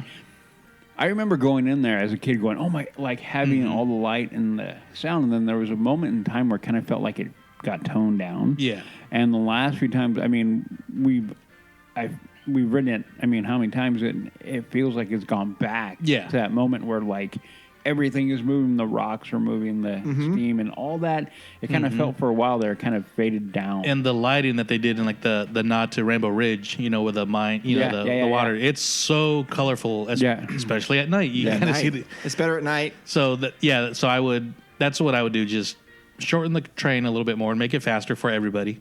I know small kids like that's sometimes that's their first roller coaster, but that's just for me. Riding it for what am I? I'll say over 35 years riding that. So, get rid of the canoes because I think the last time I was on the canoe I was 9 or 10. Okay. And even as much as we joke around like, oh yeah, I'm like, no, I'm here to eat, not work out. So yeah, and you can't buy Davy Crockett coonskin hats anymore. So why pedal on a canoe if you can't wear a coonskin hat? That's true. Makes no sense to me. That's a good point. Good point right there. So I'm done. Okay. Good answers. Good answers. Okay. Let's see. Should I go? Rudy goes? I'm ready. I had mine like. I can word guess what go. it is going to be already. All right. So get rid of Small World. I can't. Everybody knows it. I'm not a fan of the attraction. I can already hear that droning song in my head, and now I'm going to go to bed thinking about it. But And wake up in a sweat. oh man, and I love my mom, but man, She would always, and I've said it a million times on the show, my mom loves that attraction. Every time we went, we got to get on. And then Jess, in honor of many people, usually I only ride it when I'm, for a good reason, is when I will go on it. And the last time we kind of did it in honor of her aunt. So I'm like, okay, we'll go. But anyway, that wouldn't go away. I would not. For the Toontown expansion? No. I'm going to take my cartoony big TNT plunger and boom. Oh, yeah. Anyway, that one gone. Big Thunder, leave it alone with that. Now, the canoe. Add a motor. No. No, I know. It. I'm like, if you did that, then there'd be a cruise and there'd be a smaller version of Jungle Cruise. But it'd be, all you got to do is retheme it. I think if they rethemed it more to piratey or whatever, then it would fit more. Because they went, now we're on, going over to the island is no longer Tom Sawyer's, lame. But, pirate theme, make it a pirate canoe or kind of do that and change it up to more like a pirate theming. Then we're fine. We're golden. We're gravy. Pocahontas? Maybe, little. Did pirates use canoes? I can't remember the name of the song. What is it? Just around the river bend? No, that one. There's that one. Then what's the Spirit and the Colors of the Wind? Yeah, there you go. If you can have the guy guiding it, teaching everybody how to sing that song. Okay. As they're going around the corner, around the bend. Here we're gonna go. We're gonna sing it now. Around the bend. Yeah. But that are mine, and let the haters come because people are gonna yell at me now for that one. That's at Hacks Goalie. Yeah. Go ahead, let them fly on Instagram. You guys know it. Yeah. For me, see, It's a Small World is a tricky one because it's Fire. I don't enjoy that attraction whatsoever. Except I know that it's iconic and it's important to the theme of Disneyland. It's a real movie prop to Tomorrowland, too. You know what Yeah. I'm hearing right now in my head? What? Hold on. No, I hear. Yeah. I'm like, oh, man. I don't know. I think it's a testament to just everything that Walt embodied in the park. And even though I don't like it, I do appreciate it. Every history buff wants to kill me now. No. I mean, it's... but I think, gosh, I don't think I could get rid of any of these three because I think I've got to. It's according to my thing. You have to. I have to. And technically, Davey, the canoes are opening day attraction, aren't they? They are. Hold on. Are they? They were the Indian. The Indian war canoes. Yeah, warrior canoe or war canoe? War canoes. Yeah. Back when you could fish in the rivers of America. Yeah. My uncle talks about that. Yeah. Yeah, they were made by the canoe company we used to sell at the Sports Chalet. Out of why am I drawing a blank? I used to carry those canoes around all the time. I have too. They're out of New England. Yeah. Oh man. No, I'm gonna remember what they were. I want to say Arrow, but it wasn't Arrow. It was something else. Not at all. No. Old. Yeah. Old Town. Old Town. There you go. Old Town. Yep, Old Town canoes. Of course, they weren't sold like that with those raised rear and front. They had to modify. Yeah. And see. Okay. I think I am going to keep It's a Small World, unfortunately, and I am going to probably remove Davy Crockett's Explorer canoes for the fact that, and it pains me to say that, because I think it's one of those kinetic things that I think people like to do and need to do, especially if you've got kids that have a lot of energy, want to burn off. So it pains me to say I have to get rid of Explorer canoe, even though I like that. I think I like it better than It's a Small World. All right. Then how are you going to improve Big Thunder? Yeah. I think Joey had some good points with that. You can't copy. I can't copy. No, I won't. Add Tonto to the goat. No. Oh, my gosh. I would like to see them shut down Big Thunder Trail again for a year or two. I mean, it's going to be closed a year anyways. And I would like to see the track be extended to around the old Nature's Mine train around the old Cascade Peak, which you can still see the track. Oh, yeah. And the tunnel's still there Yeah. through Bear Country, which is still there on the Jumping Fish, and have it just come around there and as like the final loop and come back to where it was. I know that would be. It's not impossible to do that. It might be a pain in the side to get it to do it because a lot of retrofitting. But that's what I would do is I would incorporate that last Cascade Peak like loop around there. Yep. But that's what I would do. But you're right about those trains being seats 1, 2, and 3 or whatever suck. Yeah, because we would always ask, can we go to the back? Yeah, sure, go ahead. Now it's like, well, no, we can't do that. Hey, Ken, you've been doing it for 30 years. They said no to you? Yeah. Oh, no one's ever said no. No, dude.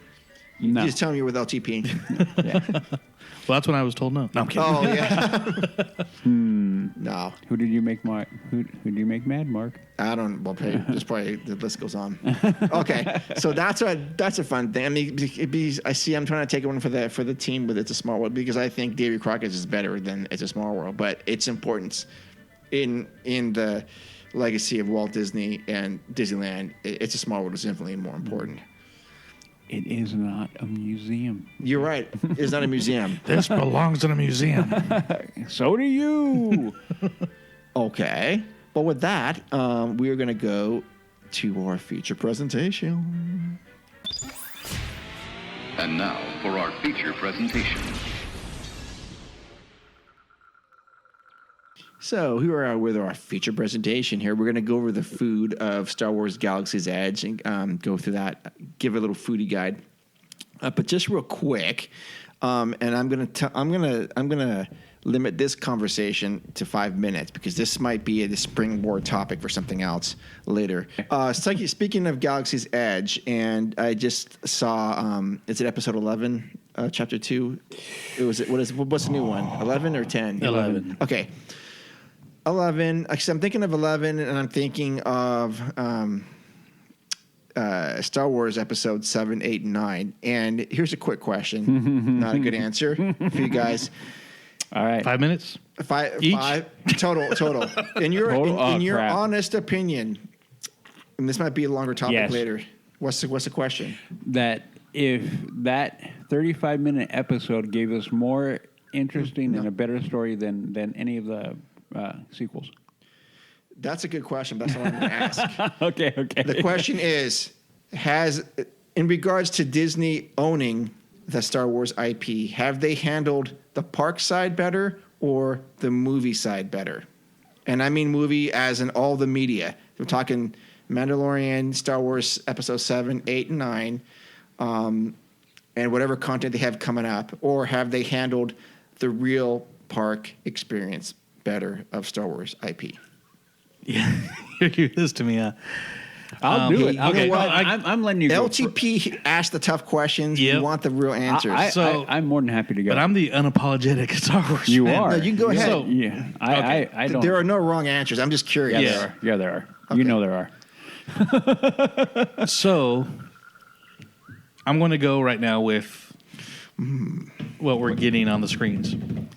And, Okay. and you said in the Disney era, so that's including Star Wars Rebels, which Sure. in my opinion is some of the best Star Wars stories we've ever gotten. Okay. The Return of Clone Wars, which they made up for. Disney messed up, and once they bought Lucasfilm and Star Wars, they're like, all right, we're going to stop Clone Wars and do something different. A lot of people were mad. They did pay off, though, with Rebels, because we did get a really good show. Yeah. But there's still a lot of those people that Incredibly good show. I mean, just putting a good show is an understatement, and we've talked about it plenty. But they made up for it, and they're like, "All right, Filoni, finish your story with Clone Wars." And Yeah. I'm not going to get into the whole thing, but the last 4 episodes, the arc that ended, we've talked about it on the Mando show. Yep. That last 4 episode arc might have been some of the best Star Wars anything we've ever gotten. Period. I put it up there with Empire Strikes Back. No. That is rare ground. And under. I fully agree with Joe on that. Yeah. Okay. So Wow. I know the movies have their issues. They're the big thing is there's no continuity between the 3 of them, which You think? as bad as the prequels that people I don't mean that because I'm a big fan of the prequels, but all three of them were done from George Lucas. They were all his one story in three. And this one we had, even though you had the writers group, you still had JJ, which killed it with Force Awakens, in my opinion. And then pass it over to Rian Johnson, who killed it. Which Who killed it? did some controversial things, did a lot of bad things, did a lot of good things. But you know, it'll go down as probably one of the most controversial Star Wars films. It's the film that divided the fan base, and then Abrams comes back and has to kind of come up with a new story, tie in the whole saga, 9 films, and as much as I like Rise of Skywalker, we're still missing half a movie that should have been, we should have gotten. Yes. So, and Mandalorian is amazing. It's amazing. It's the Star Wars that we were like, you've heard it on Gallery, we've talked about it, but it's like Filoni and Favreau, it's them when we, like us, playing with the toys in the front yard in the mud and everything. They're doing that, except they're doing it with actors. Yeah. So the Mandalorian is the best thing that Lucasfilm, Disney era Star Wars that we've gotten. Yeah. And I love Galaxy's Edge. And I mean, like I said, every time I've been to the, every time I see the Falcon for the first time each visit, I do get a little teary-eyed because it's just, the Falcon's one of my favorite characters. It's a character in Star Wars, so I have that connection with it. And like I said, I can spend my whole day there just staring at walls, staring at corners, staring at buildings, eating Ronto wraps. And the couple D23s that I was at before leading up to it and Star Wars Celebration, it's like we were promised a lot more than what we got. So, like I said, there's a little bit more space for and room for criticism for the movies, but like I said, I still enjoy the movies. I mean, I even watched Last Jedi and Rise of Skywalker both the last couple of days, leading up to waiting for Mandalorian. Oh, geez, okay. And so, but yeah, okay. So that's not a good answer. I like it all, but they all needed work. So you're saying that the media side they've done a better job than the parks. That's all the movies and Disney Plus. I didn't really give an answer. Well, that's what it sounded like to me. Like you were leaning more towards that than what they've done with the parks. That's how I took it. Yeah. I'm leaning towards the media side. Okay. And I mean, like I said, that could be a whole other episode. And I think it might be, but I just want to get your initial thoughts. Yeah. It's very, very good answers there, Joey. Udi, I'm sure you've got something to say about this. Yeah. Okay, good. Well, Joey's wrong. And we're moving on. No, I'm kidding. He's not wrong. He's just... No. I'm going to differ a bit. While I agree with Joe on many, many things about the media side, I mean, Rebels, if you, for whatever reason, and yes, I'm talking to you, Ricky, if you don't want to watch it because it's an animation, get over yourself. I mean, story is everything. We bark about it, we holler, and when we talk about it on the Amanda show, we talk about character arc, and we've been through a lot of different facets of it. But story being everything. So here is my little different take on it. While both the park side and the IP side have things we can be very, very strong critics over, and we are, and I am. The one difference between the park and the IP is when we get an IP now, we have The Mandalorian. That is good. We got Rebels. Amazing. We got last season of Clone Wars. Epic Star Wars. And I didn't even mention Resistance, but... Yeah, and Resistance was fun. Shorter, had its point, had a few good characters. It was a good time. A lot more kiddie. Yeah. It stayed in the realm for like the younger generation to bridge that gap. I mean, they're bridging the gap. There we go, between try to get the younger kids into the new era of Star Wars. I get that. But we have all that good storytelling led by Filoni and Favreau. Please, God, let them take over Lucasfilm. But Galaxy's Edge, in my opinion, they'd handle that better as an overall. And I'll tell you why. Even though, like you brought it up, D23, we were promised a lot more. With Galaxy's Edge, we have the footprint for the more. They can bring the live show and they can bring in the restaurant. They can bring in the things that they were talking about originally. They can add that. It is there. That can get plugged in. The IP, the sequels, they're done. You can't improve them. You're not going to do anything with them. You got what you got. Love it or hate What? They're it. not going to refilm them all again? Like, they're not going to do it. They're not going to do a Snyder cut on it. They're not going to do a JJ cut on it. You get it, and it's done. So for even though I have Last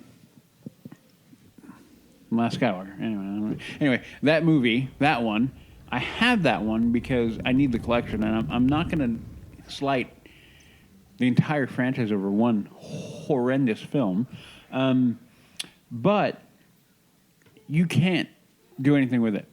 Mandalorian is on a terrific run. The last freaking episode, oh my freaking, I can't wait to talk about it. We haven't talked about it on Amanda Show. We're recording. We haven't even talked about it between each other. Okay, well, you guys can save that for tomorrow. Yeah, and we are. But that is where we are now with that. So if you ask me in a year, which one, it could be turn around and go like, oh, well, now the IP is taking over. Yeah.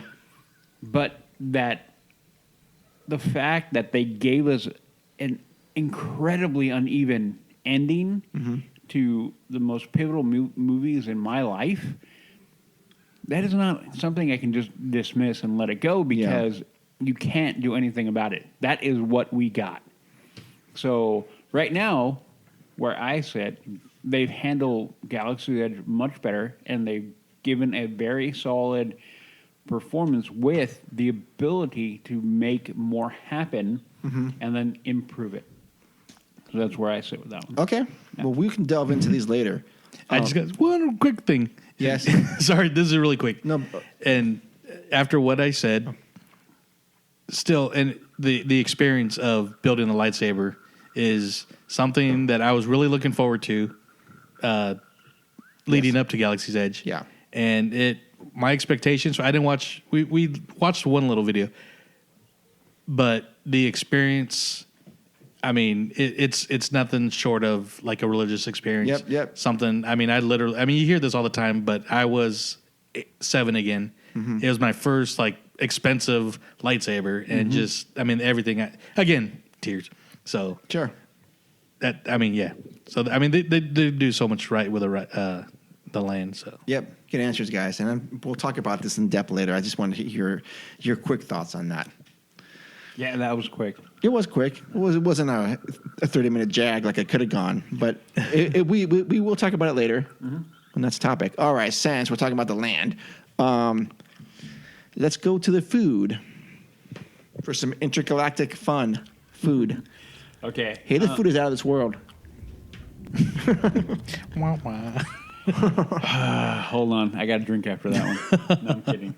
No, I'm going to drink right now. Hold on, let me go. Okay, so we're going to begin. For everyone who has not been there, it was a bazaar. How about that? And hold on, Udi. As per standard session, how are we entering the land here? Well, I will continue, and I will always recommend the one way. There's always my way. There's my way, which is the right way. This is the way. This is the way. Okay. The way to do it for anyone who has not visited the land would be go through Critter Country. Okay? And then taking the long walk all the way to the main bazaar, that will bring you through the resistance side of the land. So now you will be walking underneath the train trestle, and then going in there, and you will pass by Rise. That is a way to go in. I recommend going in that way. Okay. Every time. For the first time visitor to Batu, go there. Go that way. But so going with that, in that order, we're going to go in that order as we're walking through. So for anybody who's not been there, you will walk through and you go through a very forested area. I think pretty much everybody who listens knows or has been there or knows. And then you will walk up to a bazaar. The bazaar is amazing. You will have a series of vendors and buy all kinds of cool little things, actually, cool trinkets. We bought, I got some Sabak cards and a few things in there. But anyway, so the first thing you're going to run into is going to be a snack shop. It'll be Cat Sake's Kettle, which is basically popcorn. That. The popcorn. And hold on, I can't get the iPad to work. Work for me. I'm trying to bring the menu up, and it's fighting me. There we go. Okay, so here, there is not much going on there. I'm going to bring up the menu real quick. What they have there is going to be kind of a, if I had to describe it, it'd be kind of like a Fruity Pebbles type of popcorn. Yeah. There's no way around it. That is kind of the flavor. It's kind of spicy from what I had. At least the one I had. Your friend bought it. I didn't buy it. My friend Eric bought it. Mm-hmm. So what they have there is going to be the chocolate popcorn with crate red salt chocolate popcorn. I did not try that one. I saw it. The assorted.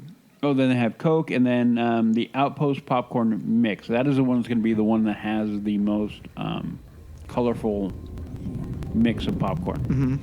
Mm-hmm. And it's actually a colorful blend of sweet and spicy flavors. And then they have Coke. It's basically, if you want popcorn, you go there for popcorn. But it's not your garden variety popcorn. No. It's different. Yeah. So if your kids are yearning for popcorn, this may not be. It may not be what their palate is thinking it is. It is a little bit different. Mm-hmm. I remember eating it going, okay, I'm not a huge popcorn guy. Not anymore. I like popcorn. Not anymore. Popcorn's my favorite snack at it? Disneyland. And this didn't interest me at all. Not even for the Mouse Droid popcorn bucket. But I'm going to have to get that next time, though. Yeah, there you go. Okay.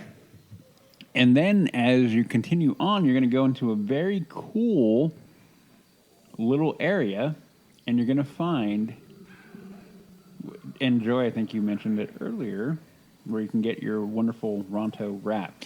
That's going to be the Ronto Roasters. Okay.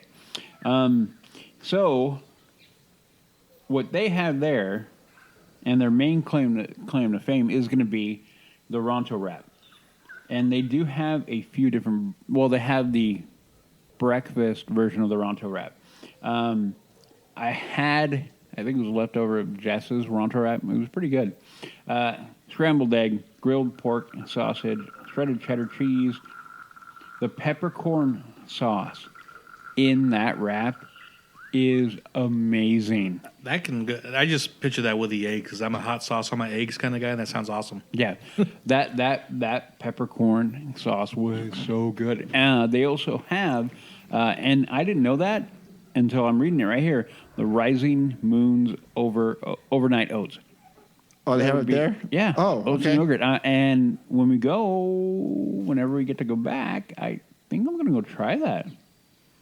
Okay. The one thing is that like a parfait? Everybody loves a parfait. No, it's oatmeal. Oh, okay. Basically. Oh, oats. Duh. Yep. Hence the oats in the title, in the name. But I am going to warn. I'm going to warn people. They do run out. Okay, they will run out. So if you want one, you want to try a breakfast one, go ASAP. Make a beeline if you have to, because they will run out. Okay, and then we're going to go into the main entrees, which are going to be the Ronto wrap. Again, it's going to be a roasted pork, grilled pork, sausage, the peppercorn sauce, slaw, and it's all wrapped in a pita. I gotta admit, when I first saw a picture, I'm like, what is that? Hot dog taco. Yeah, is what I thought.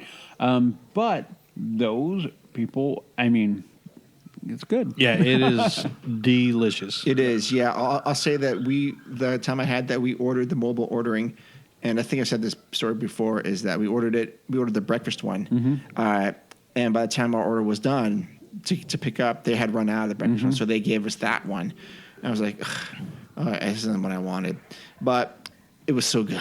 Yeah, it was so good. I'm like, oh my gosh, don't complain, dude. So I would absolutely get that again. Like $13 or something for that?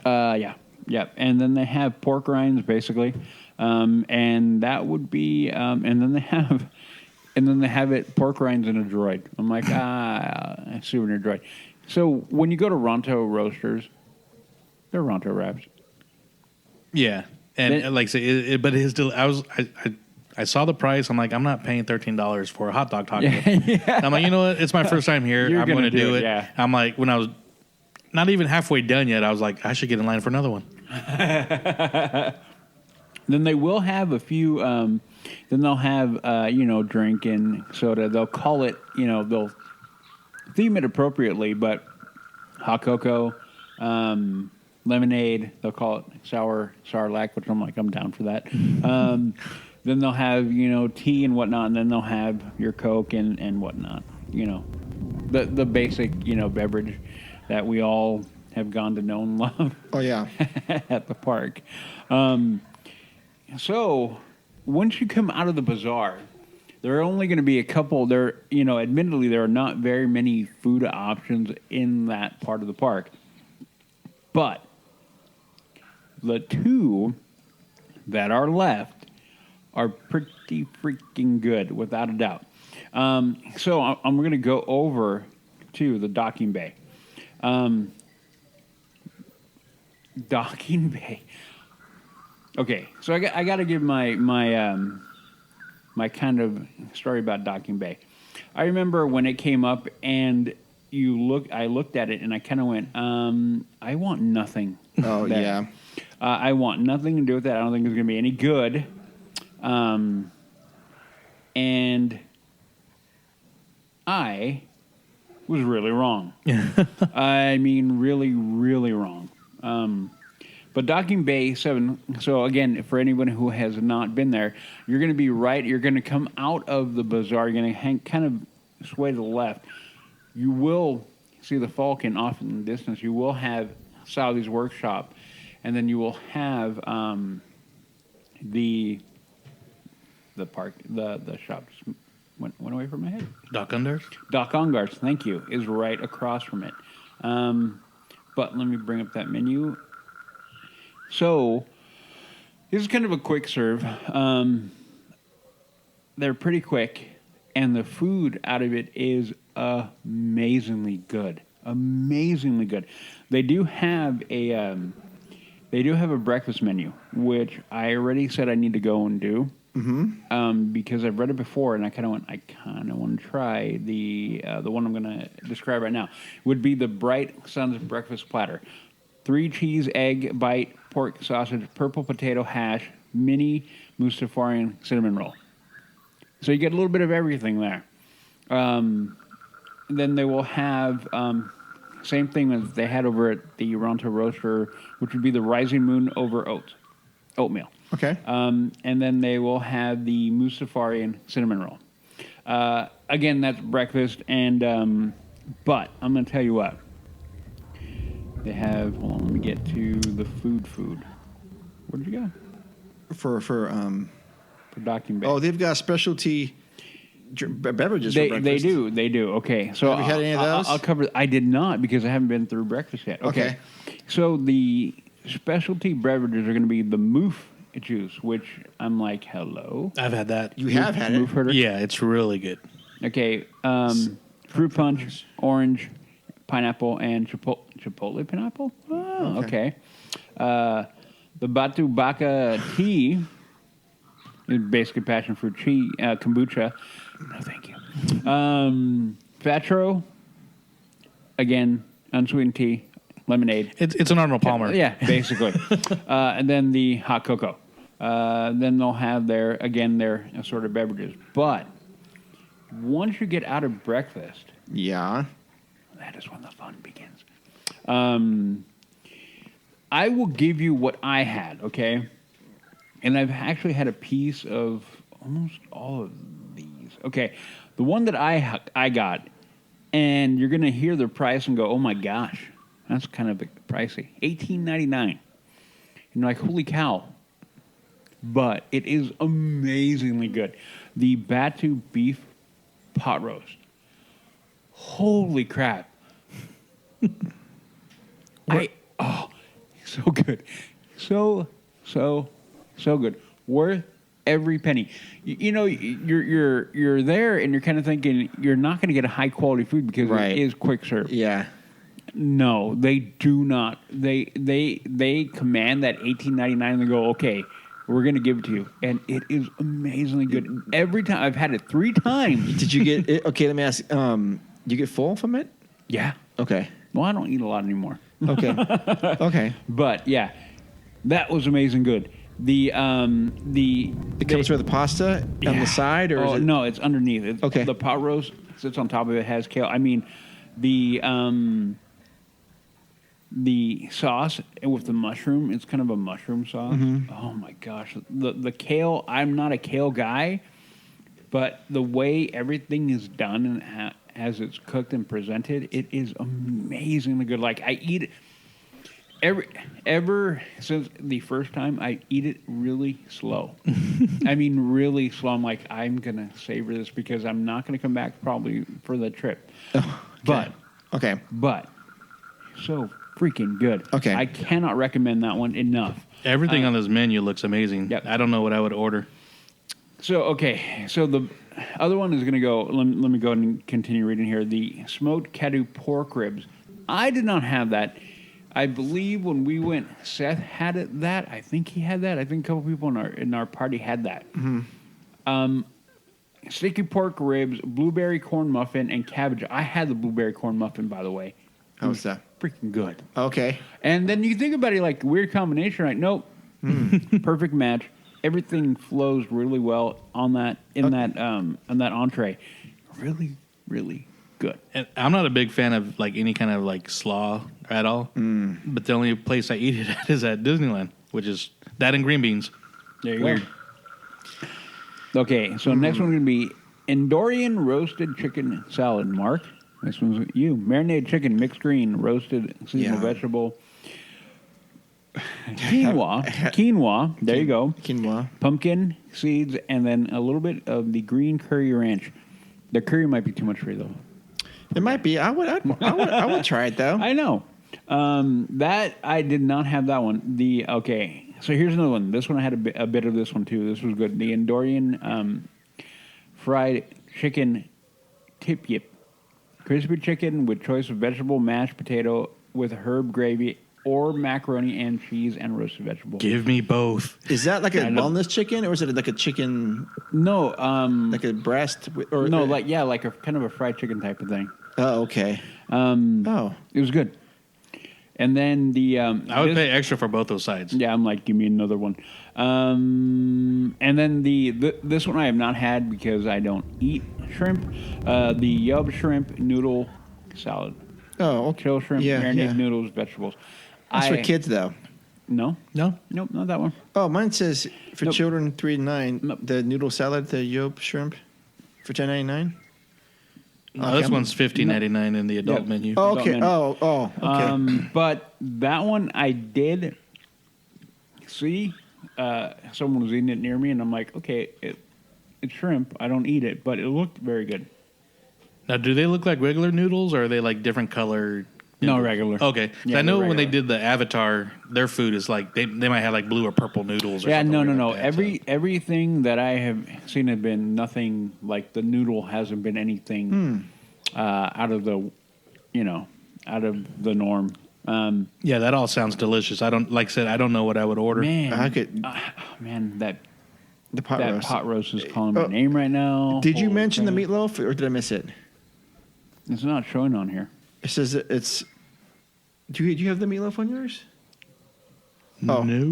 The plant-based meatloaf, roasted Oh, vegetable. no. Okay, it's plant-based, man. Oh, I don't know why. I haven't gotten there. Oh, I'm sorry. I didn't know when you were looking No, at meatballs.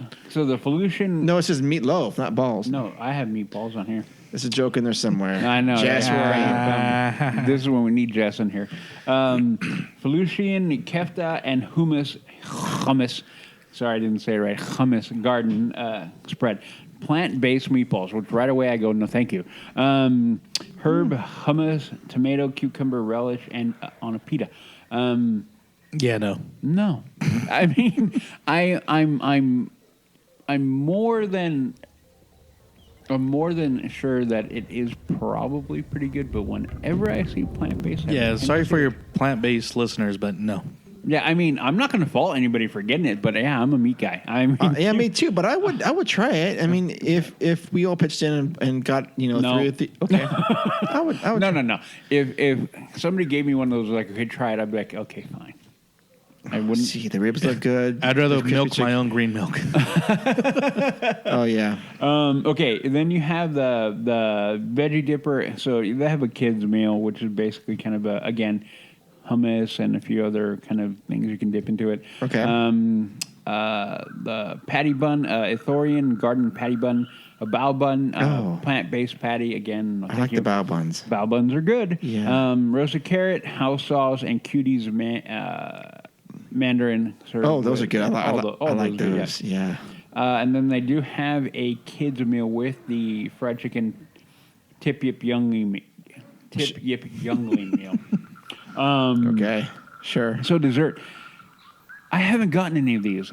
I am planning on getting the. I kind of want to try both of them.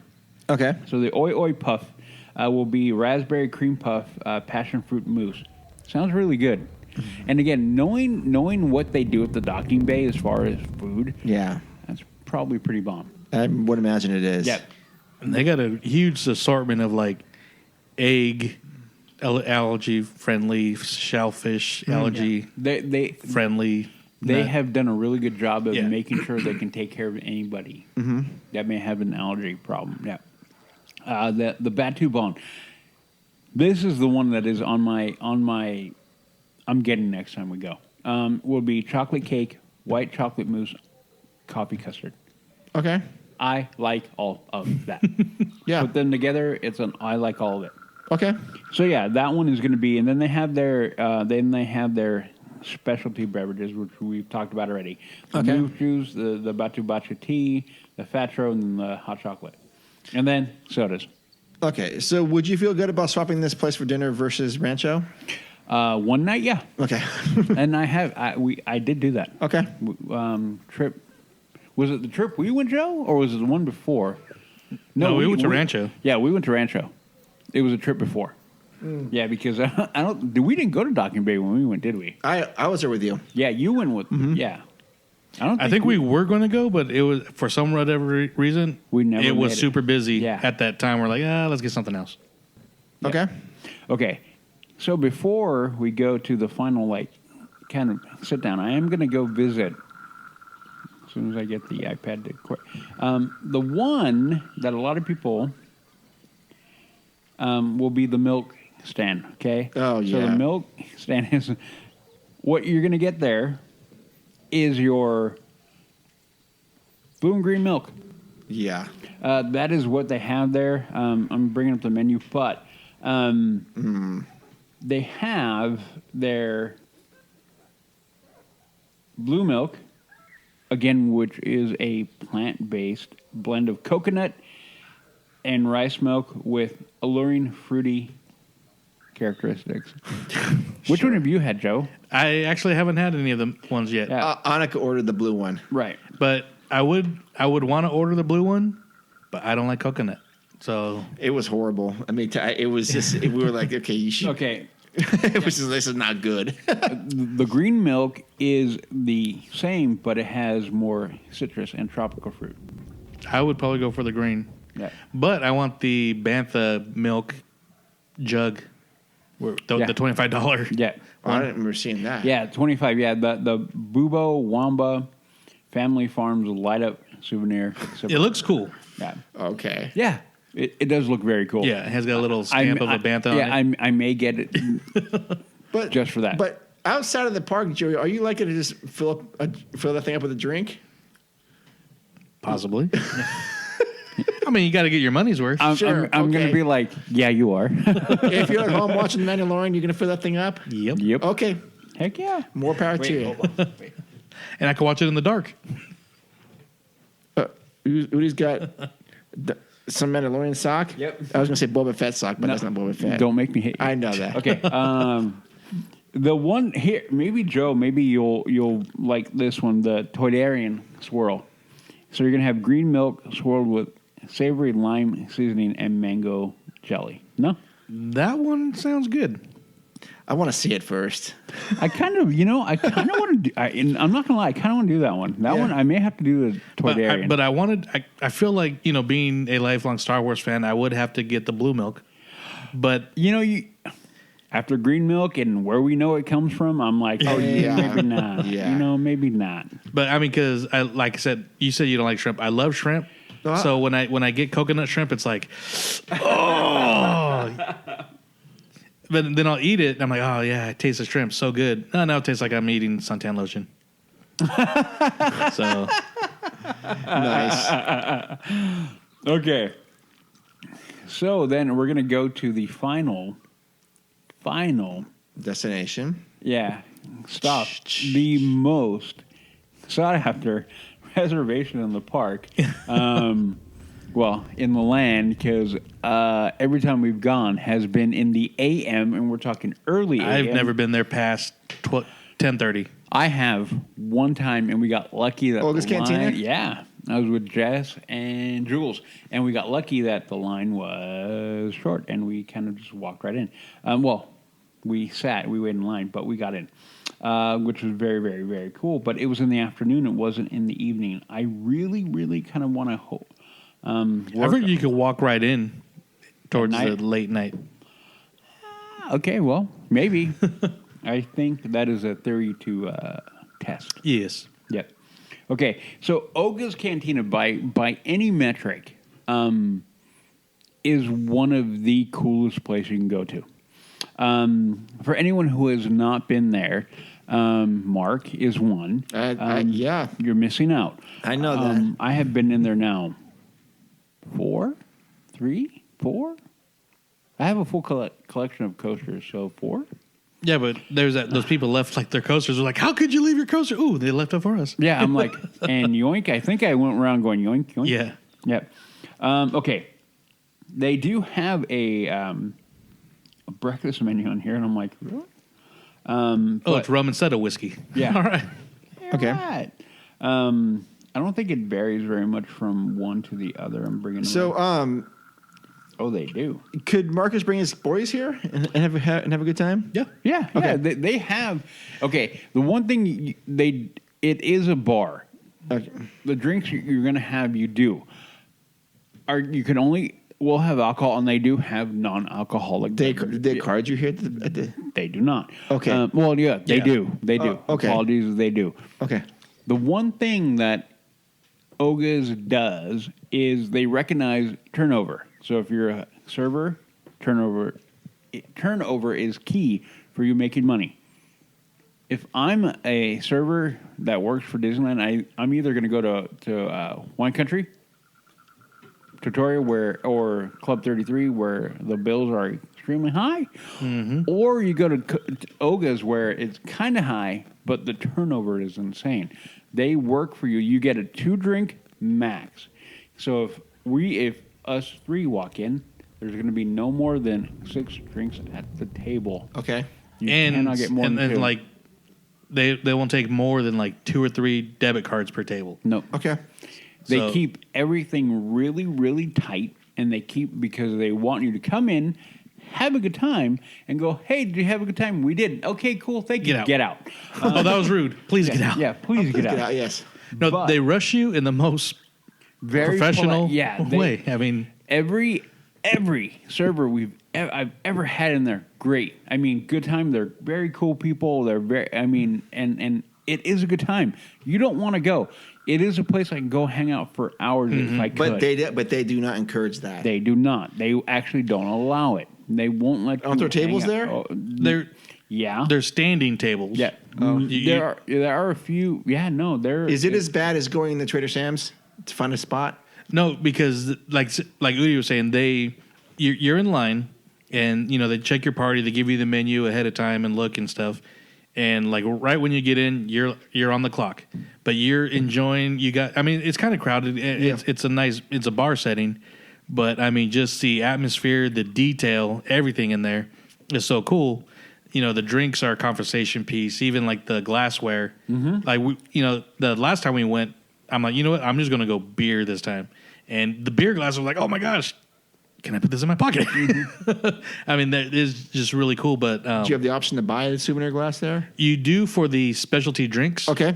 And which I did my first time. The one specialty drink. You can only do one of them. Yeah. No, you can do two, I thought. The Fuzzy Tauntaun? No. There's only one drink that comes with the specialty mug. Or the specialty cup, whatever. That one is, hold on, The Yub Nub? Because that's what I have. It is I think it is the Yub Nub. Yeah, and which it was really good. Okay. Very tart. Like a lot of drinks throughout the land. Docking Bay, the moof juice was a very tart drink. Okay. Fuzzy Tauntaun's a peach-based vodka. Well, I'll get into Then there's it a pork. There's a pork mug, I thought, for one of the drinks there. I don't know which drink it is. But it's a souvenir pork mug. But then you can. This has been sold out for since it has been open. But there's a beer flight, and there's it's a 3 flight. So each flight glass is a Rancor tooth. Mm-hmm. And then it comes in a tray, like a wooden tray, because they're pointed teeth. But on the bottom of it, like tiki mugs, it says Galaxy's Edge, blah blah blah, like a stamp, like a lot of the collector trader tiki mugs have, and because that's on the bottom of the Yub Nub mug that I got. Yep. Which is the mug has like a little cave sketching, but of the Battle of Endor, which is super cool. It is an incredibly cool mug. Yeah. Okay. All right, so let me go ahead and get into it. I'm not even going to go into breakfast because whatever. But light beer. Okay, we're going to go with I'll begin with the ones without. For everybody who's wondering, can I go in without having to drink alcohol if I don't like drinking alcohol, or I don't do it for a reason? You have options, okay? The Hyperdrive, Powerade with basically Mountain Berry Blast powered white cranberry juice, black cherry puree, and Sprite. You have the Blurg Fire, lemonade, pomegranate juice, and habanero lime. That one I kind of want to try. So the Cliff Dweller, that is the one with the pork mug. Okay. The Cliff Dweller is citrus juice, coconut, hibiscus, grenadine, and ginger ale. Okay. In a pork mug. It looks like a wood carving. Yeah, right up your alley. Market $35 for that bad boy. Hey, that's a discount. A bargain. That's a bargain. That's a bargain. I might buy 2. Yeah, Java Juice, orange with pineapple, kiwi, cantaloupe, and blueberry popping pearls. Those little kind of like boba type things. Yeah. Okay. Then you have Ryan had that, but I can't remember. That sounds good. I don't know. I don't think he did. Because did he go after? Because we all sat around the table. I don't remember what he had. I remember what I was drinking. Okay. The next one would be the carbon free. So Powerade, lemon lime, and wild strawberry with blueberry and green apple popping pearls. And then the last one on the non-alcoholic would be the Blue Bantha. So blue milk, the blue milk from the cart and whatnot. Well, actually, they're different in Ogas than they are in the cart. Are they? Yeah. Okay. Well, then slightly different. There's. Well, this one is the Blue Bantha, so it isn't going to be the same drink. Yeah, because I think the one, I don't know if it's in Ogas or the stand, but one of them on both the blue and green milk is more frothy somewhere else. Then it would probably be the other one because maybe this one because this one has a vanilla butter sugar cookie in it. Maybe I don't know. But anyway, that is the non-alcoholic. Now, they do have a few kind of snacky foods in there. They have the Hapabor sampler, So meat, cheese, pickled and preserved. Like I think they have like I can't think of what it was. I saw it, but I never had it. And then crackers. So basically, kind of like a cheese plate. Then they'll have the Odwalla lemonade, cotton candy flavor, and blueberry popping pearls, and a bursting dried fruit mixture. That's what he had. That is what Ryan had. Is like kind of like a little round disc that's maybe like a 4 to 5 inch round, and it's kind of like for lack of a better way, kind of like jelly. Yeah, it kind of had that consistency of the Jello. Jello, yeah, Jello, Okay. yeah. Because that's what he said, and that he felt there was glass in it. Yeah, but it was plastic. Yeah. But it's something more. I thought it was part of the food. It might have been, but like he's sugar. Canadian. Yeah. Sorry, Ryan. Not sorry. So then you have Batu Bits, which is kind of like a snack mix. Nothing Like a chicken mix or something? Yeah, kind of Oh. in that vein. Okay. Okay. So then you go into the heart of it, which is what we're there for. Apparently, is to drink. So you have. I will give you the one that is my favorite. And anybody who knows me, it is one of the smaller drinks in the assortment of drinks. It is the Jet Juice. Now I'm going to read it, and then the first ingredient. Anybody who knows me will be like, okay, we see it. Maker's Mark Bourbon. Okay. Sold. There you go. Ancho Ray's chili liqueur. Then another kind of acai liqueur, and then white grape juice and lemon juice. One of the best drinks I've ever had. I love that drink. I love it. It is so good. I'm like, you look at it, and I've been there. And how much is that? 15. Does it come with any kind of... Okay. Nope. It is good. Okay. Did you have one, Joe? No, because that's. I was going to get one, but I'm like, so many people told me about the fuzzy tauntaun. But I wish I would have had what you got, because other than the numb lips, all right. Yeah, let me go ahead and get into that one. The one a lot of people will talk about will be the fuzzy tauntaun. They give you a warning that it will make your lips numb. It does. You don't need to drink very much of it, and you will your lips will numb. your tongue, your gums. Yeah. For how long? Not very long. But it does make for an interesting drinking experience. Does overall. it take away from the drink then? No, I don't think. No, I think it adds to it because you're like, okay, you have that weird numb tingling. Yeah, think of Pop Rocks, but turned up a little. Yeah. Turned up a notch or two. Yeah. And okay. and then the flavor of the drink is really good. I mean, it is a good drink. Mm-hmm. Even if you take that numbing factor out of it, I mean, the flavor is really good. So let me describe real quick. It is a Ciroc peach vodka, Bowls peach schnapps, simply orange and with tangerine, pure cane sugar, and buzz foam. The buzz foam is what gives you that numbing thing. I'm not sure, and I don't really care. I've never really cared enough to figure out why it makes your lips numb. Yeah. But it does. Okay. It was good. I think I would enjoy it myself better if it was more... Like I like peaches, but I don't like peach flavored stuff. Other than the peach slices. I think Mark, you would like it because it's really fruity. Yeah. Me and Ricky would like it. Yeah, and Marshall Erickson. Oh yeah. No, but if it might have been more of a pomegranate flavored with that, I for myself, I think I would like that. And I can see that because the peach makes it really sweet. Yeah. Okay. But it is good. Like, I drank, I had a few drinks of it, and I'm like, okay, I get it, but Jet juice. Not my thing. Yeah, jet juice. Next one is going to be the Jedi Mind Trick. Okay.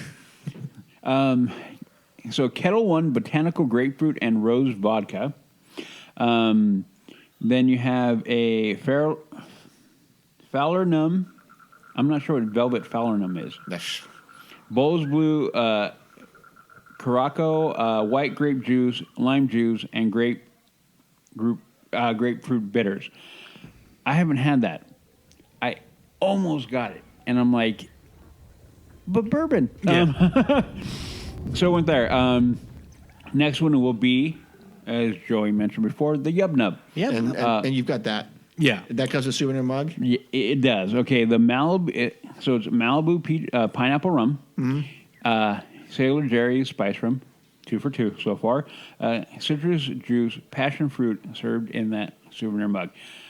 $45. That is right up Mark's alley. The mug is really, really freaking amazing. I mean, it is amazingly cool how well they did that mug. Okay. And the drink is good. The drink was good. You must have Again, a picture of it. Again, it's more tart than I like. I mean, for a guy that likes tiki drinks, it still is pretty tart. Okay. And again, not being a big fan of coconut, Malibu, even though it's pineapple flavored, still has a lot of coconut in it. But again, still very good. And it was worth it for me with the mug because the mug is beautiful. Beautiful mug. Yep. Okay, I'll go ahead and move on. Here's another one that I haven't had there, but you're going to know why I'm probably going to have it next time I go. Ready for it? Yes. That is the Coruscant Cooler. Okay. The ingredients are Maker's Mark bourbon. There you go. Okay. You have maraschino liqueur, sweet vermouth, cranberry, and lime juice. To me, I'm like, that would probably be a nice, smooth drink. Okay. Yeah. So the maraschino liqueur would be like the cherry liqueur flavored, I would guess. That's the Coruscant cooler? Yes. Okay. Yes. Okay, so next one's going to be the Dagobah Slug Slinger. Okay. That's what happens when you drink too much. Yeah. So that is going to be a Raspado tequila. That is why I will not drink it. I'm not a fan of tequila. No. Then you have Blue Curaçao, citrus, and ginger, herb, and bitters. Not my kind of drink at all. No. But hey, whatever. I won't do it. Here's another one I won't do. Ready? The T16 Skyhopper, which I almost want to get it just for the name. The T16? Yeah. You can bullseye some wall rats after you drink that. Yeah, after. Okay, so this one is going to be with Tito's vodka, the Bowls melon liqueur, kiwi, and half and half. Which the half and half is going to be the one that kind of makes it more. The consistency is going to change, but. I remember walking in and reading the menu for the first time going, I want to drink all of these just for the name, or the majority of them. Yeah. But then when you read the ingredients, I'm kind of like, bourbon. So people that are going in for the first time, do you advise them to like do their homework first? Well, but I will tell you what, their menus, well, I don't know what's going to change now with the vid. Yeah. But their menus are pretty good at describing what is there. Yeah, everything that was described that he read is on the menu before you even get in there. And there's a picture of it or whatever? Kind of. It is a hand-drawn thing. I mean, remember, we're in the outer rim. Yes, parts unknown. Yeah, but yeah, you kind of get a very good idea. And again, what I'm reading right now is on that menu. So you can make your decision. But for me, like I said, I kind of had a cursory look at it until I got there. But I'm a sucker for bourbon. Yeah. So I lean to a bourbon drink every time. Okay, next one. There's only a couple left. You're going to have the Outer Rim. So again, one that I probably will never drink. Patron tequila. Acai liqueur, lime juice, pure cane sugar topped with black salt and exotic fruit puree. I kind of want to try it. That's a margarita.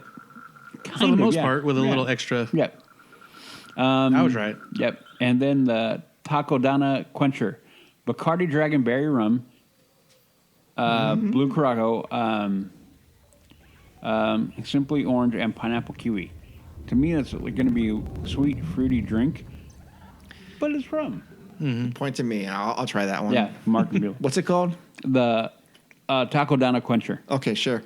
I'll try that one. But I also want to try the one, the Fuzzy Tauntaun. Yeah, I mean, okay. So I'm the going to novelty of it, yeah. I'm going to recommend, or I'm going to say, everybody should try the Fuzzy Tauntaun. Agreed. Rite of passage, for the mere fact of like it's an experience. Yeah, Okay. exactly. The one thing again, going back to your question from earlier, the one thing they've done in this land is made everything an experience you can pull a lot from. From the shop to Savi's to Rise to Smugglers, everything, even Docking Bay, everything you go into, they pull a lot of it and make everything kind of like an experience, not like a walkthrough, not something, and in which, again, living up to what I feel would be the legacy of Walt Disney, making everything a unique feeling experience. But anyway, then we're gonna go into beer real quick. I will never drink beer there. I'm going to tell you right now, I don't ever plan on drinking a beer at Oga's. Because beer, to me, is beer. So I think one of them was like a Sierra Nevada. Another, kind of. I mean, they're different. I mean, for a beer drinker, they're different. It is. Okay. Different company, different breweries. Okay, so let me go ahead and get into it. The Gold Squadron Lager. So a Golden Lager, which is from Blue Point. That is usually right up my alley. Joe knows, I mean, when we drink beer, I always go with a lager or in that kind of, or a Heffenweizen or Heffenweizen. I kind of fall into that kind of blonde ale kind of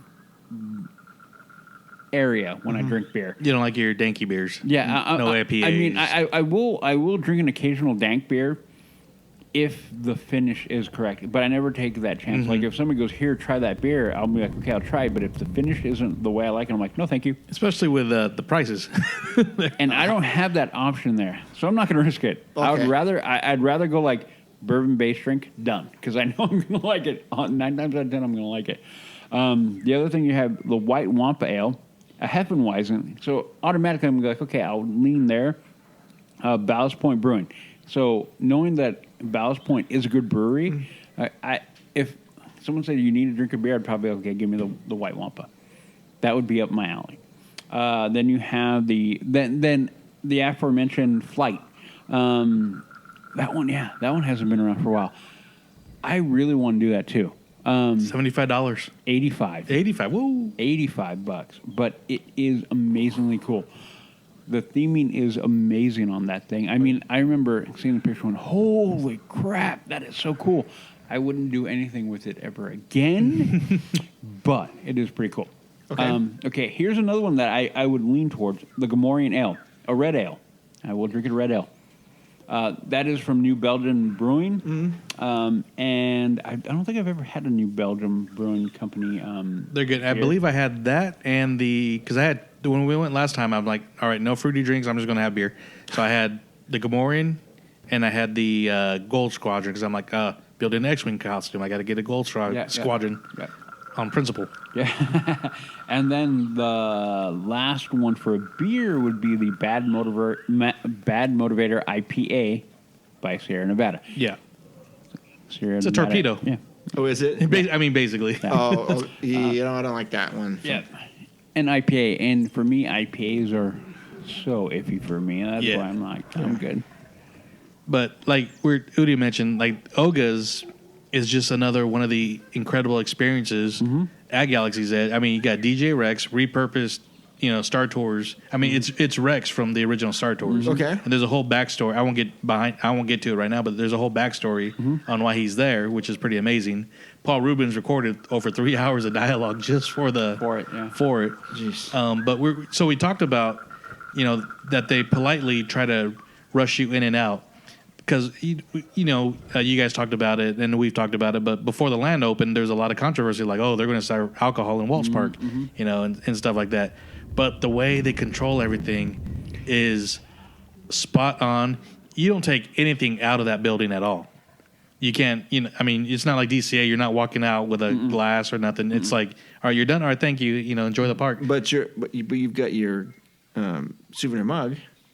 Well, yeah, it's in a box. Oh, it's in a box. Okay. Yeah. Oh, okay. Because the one you drink out of, just like Trader Sam's, okay, well, let me get you a one that hasn't been used in a box. Yeah. And they'll open it, make sure it's not broken or anything, and yeah. So you're not taking that out of that building at all. You kind of want, as much as you're enjoying being in there, because it feels like you're in the cantina from Tatooine. And I mean, it's got the IG-88 heads. It's got the references. I won't list all the references, but you get excited everywhere. But it makes you more excited to get back out in the land and stuff. So you're kind of like, okay, yeah, 30 minutes is good, you know. And of course, like I said, the coasters, the free coasters. Yep. Well, not free. You're paying for the drink, but Sure. Yeah. So they do it well. Yeah, Okay. there are a few other things left. Mark, for you, the Spice Runner Hard Cider. Is it like Angry Orchard or something? Correct. Is it right real- on. is Yep. Yep. I'm not even looking at the menu. Yep. Oh, great. Yep. Angry Orchard. And then they have a couple of wines on tap. They have the Tony Ray Goldschmidt Vineyard Sonoma. Okay. And the Imperial Guard Goldschmidt Vineyards, another Sonoma wine. Okay, so that is pretty much going to be what is in Oga's Cantina and the pretty much end of any food option in Galaxy's Edge. But the reason we kind of, again, we obviously, you can tell the reason we left Oga's for the end is because really right now as we sit in the park, it's kind of the anchor for food or ambiance or however you want to put it, because even Docking Bay, being a quick serve, it is themed well, but where you said how you come in and everything is cool, but you get immersed when you go into Oga's. There's no way around it. And it is a very unique experience. So, Mark, you need to go. I do, yes. And anybody, even if you're not a drinker, you have options not to drink or with non-alcoholic options. Go. You have Rex. Maybe you'll be there when he overloads everything and breaks everything. Yeah. And that's an experience as itself. It's a show. There are so many things that happen in that area, and it's easy to kind of gloss over it. But if you go and you haven't been, and try to do as much as you can to kind of take everything in, there is going to be a lot going on. It is kind of a crazy bar. Yeah, you look around and like, oh, there was a blaster fight in this corner because there's. And it's throughout the land, but And just real quick, I mean, I don't want to say spoiler alert, but yeah, the transition when he resets, he overloads himself and shuts down, and then you got one of the bartenders like, oh, so they go to the speaker and they're banging it with a hammer, and then people that have been there before, they're like, fix it, fix it, fix it. Then he's like, ba ba ba ba ba ba ba, you know. And then the music, I mean, again, it is one of the things that holds that entire land kind of away from the rest of the park. Well said. Well said. Thank you. All right, so that was a really good overview of Star Wars Galaxy's Edge, and it sounds like the highlight for you is Docking Bay 7. For food, yeah. I mean, for actual food, yeah. I mean, the Ronto wrap, again, I had kind of the remnants of a breakfast, and it was pretty good. But yeah, that pot roast is amazing. So good. And not even just with the Ronto wrap and stuff, but just the view. I mean, they got the pod race engine that's cooking the meat right in front of you with that droid from Return of the Jedi. Yep. That's, you know, I mean, just the detail in this land is, I mean, like I said, I could just stand there, which I have, and we have, for hours just staring at stuff. Yeah. Oh, yeah. And we all have. So for everybody who hasn't had the opportunity to walk the land, again, I will reiterate, go in through the critter country, take it easy, go slow, don't rush. First time. Now, after you get used to it, now, like, for me, I've been lucky enough to kind of incorporate it into how I walk the park. And so now I know I'll go here if I want to go here. I go, and it has become part of the park, right? As everything, like we all know our shortcut here, shortcut there. So Galaxy's Edge has definitely become a part of the park where I know if I want to go to Smugglers and I'm here, I can go here, you know, or because now I've taken in the land. And but even then, like Joe said, even knowing that, there's more than enough there to kind of sit and kind of like let everything in. There's Easter eggs all over the place. And we didn't even mention this, but the little soda carts are these little carts that are being controlled by actually working R2 units. They got a Coca-Cola one, and then when we went in December, we saw the Sprite one. Yeah. But we heard locals like, "Oh my God, we've been waiting for that." You know, that was brand new when we were there. So they had a little Sprite R2 unit and a little Coke. And then all of them will interact and move, and the Metro, the R2 unit, will do their own little thing.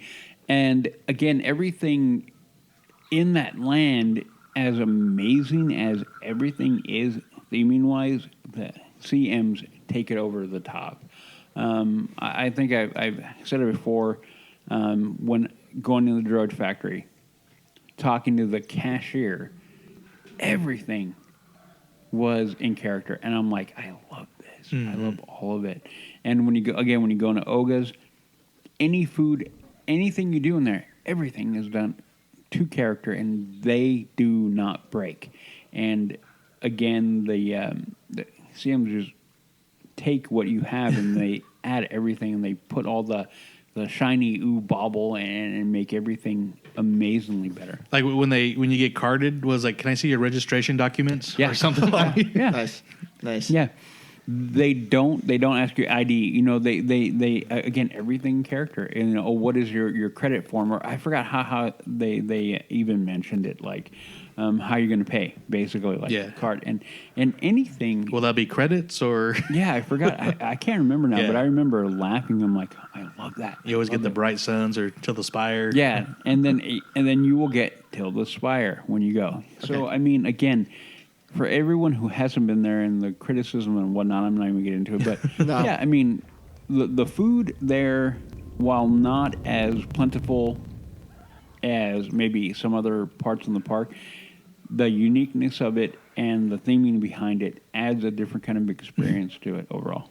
And one thing I would add for the food, and it's quick service, and by the time this comes out, it won't be a spoiler, but that little chowder thing from Chapter 11 from The Mandalorian, how they poured the chowder. I want that. Give me that. Give me that. That'll be fun. Oh, yeah. That'll be fun. Yes. Minus a little squid, facehugger squid. Yeah, I won't play with my food.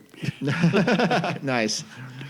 Right on. Okay, well, thank you for that. That is going to wrap up episode number 121 of the Leaving Today podcast with a review of Star Wars Galaxy's Edge food. So there you go. Go out, and next time they're open, enjoy it, and let us know what you guys think. Cannot wait. Cannot wait. All right. So again, if you'd like to get involved with the show, you can go to leavingtodaypodcast.com and click on the Patreon logo and support us that way. We've got $5, $3, and $1 tiers. If you want to drop us a line, you can do that any single time you want to. I don't know what episode 122 is going to be. We'll probably have a guest on, I'm guessing. We have a couple variations. Yes. Yep. Of ideas. We have a few. Yep. So it'll be interesting how we all do it. And don't worry, listeners, Jess will be back. Oh, she will. Maybe not for You won't be stuck with me. Yeah, I get enough with Joe. Oh, yeah. No. Oh, yeah. No, Joe's welcome any time. 5-show Joe. 5-show Joe. So where can people find out more about you, Joe? Just ask Udi. Okay. No, you can find me on Disney Universe podcast, TikiCast, All Aboard, and of course, you know what? I just called you Joe, but I know. Do you actually prefer Joey? Yeah, I go by Joey actually. Okay, I'm sorry. I just. So I go by Joey with friends and family, and at work it's Joe. Oh, okay. So you guys are friends and family. So Joey, where can people find you? Yeah. Or of course the Diz Podcast family. Yep. Yeah. I know the funny part. I remember when we were driving, and then your dad was going to drop us off. Remember, I'm like, okay, now I got to call you because because we worked together for like a year and a half. So I got very used to calling you Joe because we're at work. And then we got in the car. I'm like, okay, I got to remember, call you Joey, and then your dad is Joe. Yeah. You're a junior. Yes. Oh, I didn't know that. I'm a third. Yeah. A third. Okay. Yeah. Awesome. Junior. Oh man, rest in peace. Anyway, Udi, where can people find you for more witty banter? You can find me on all of my socials: Twitter, Instagram, and Snapchat. The main driver is going to be the Instagram, though. That will be HAXGOALIE, Hacks Goalie. You can find me and Joe on our other podcast, The Mando Show. I feel like every time I need to say The Mando Show. The Mando Show, which is a Mandalorian-based podcast. We are not a Star Wars-based podcast that adds in The Mandalorian. We're actually the flip of that. We are a Mandalorian podcast that will add Star Wars and we have our own Mandalorian. And we're in the meat of the season. Oh, my God. I can't. I mean, okay. It's a weekly show. Okay, so it is a weekly show. Uh-huh. We will, and then Joe does a bang-up job getting that bad boy out quick. But I will, now this is going to be a week after the episode that just aired, I want to say, oh, my freaking God.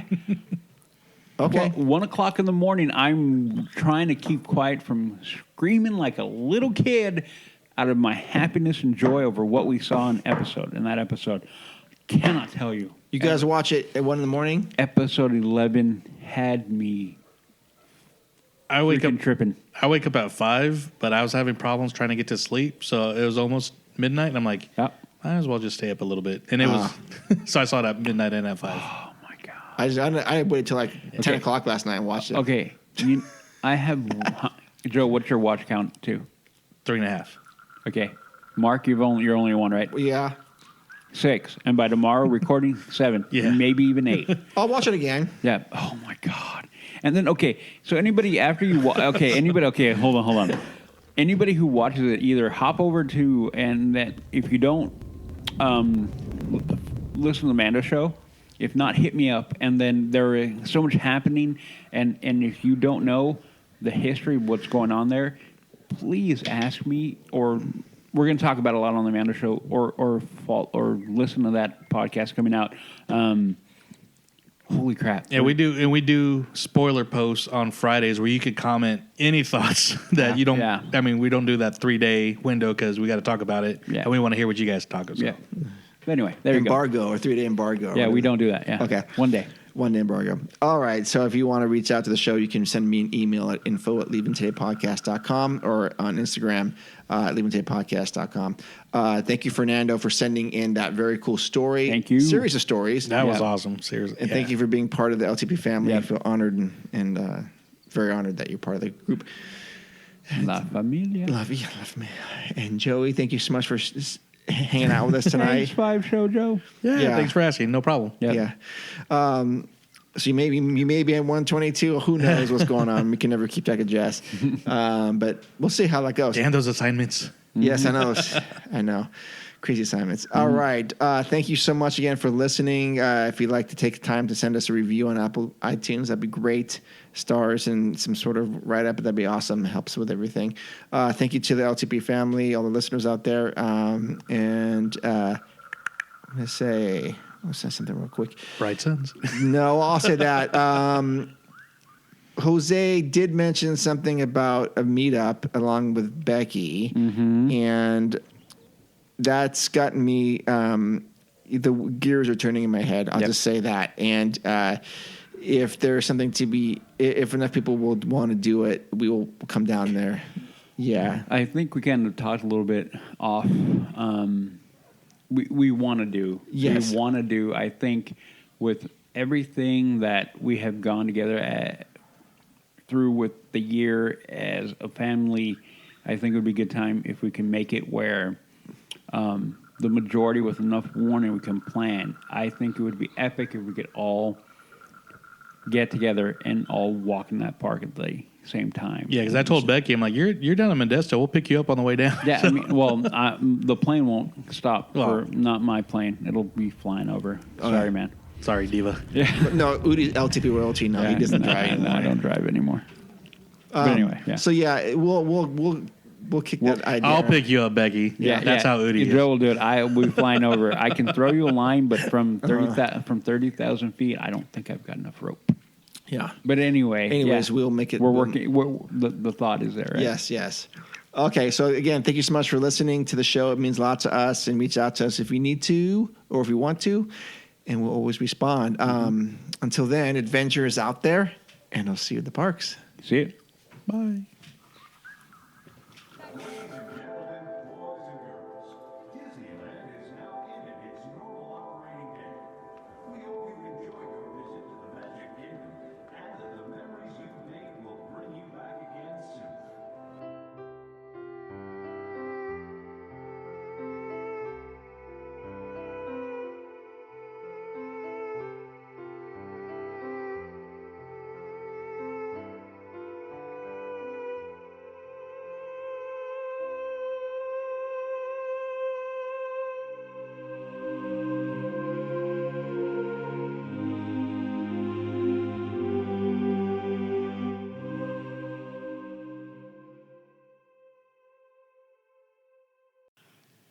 Listen, this floor thing's not working out for me. I'm I too old for told this you. shit.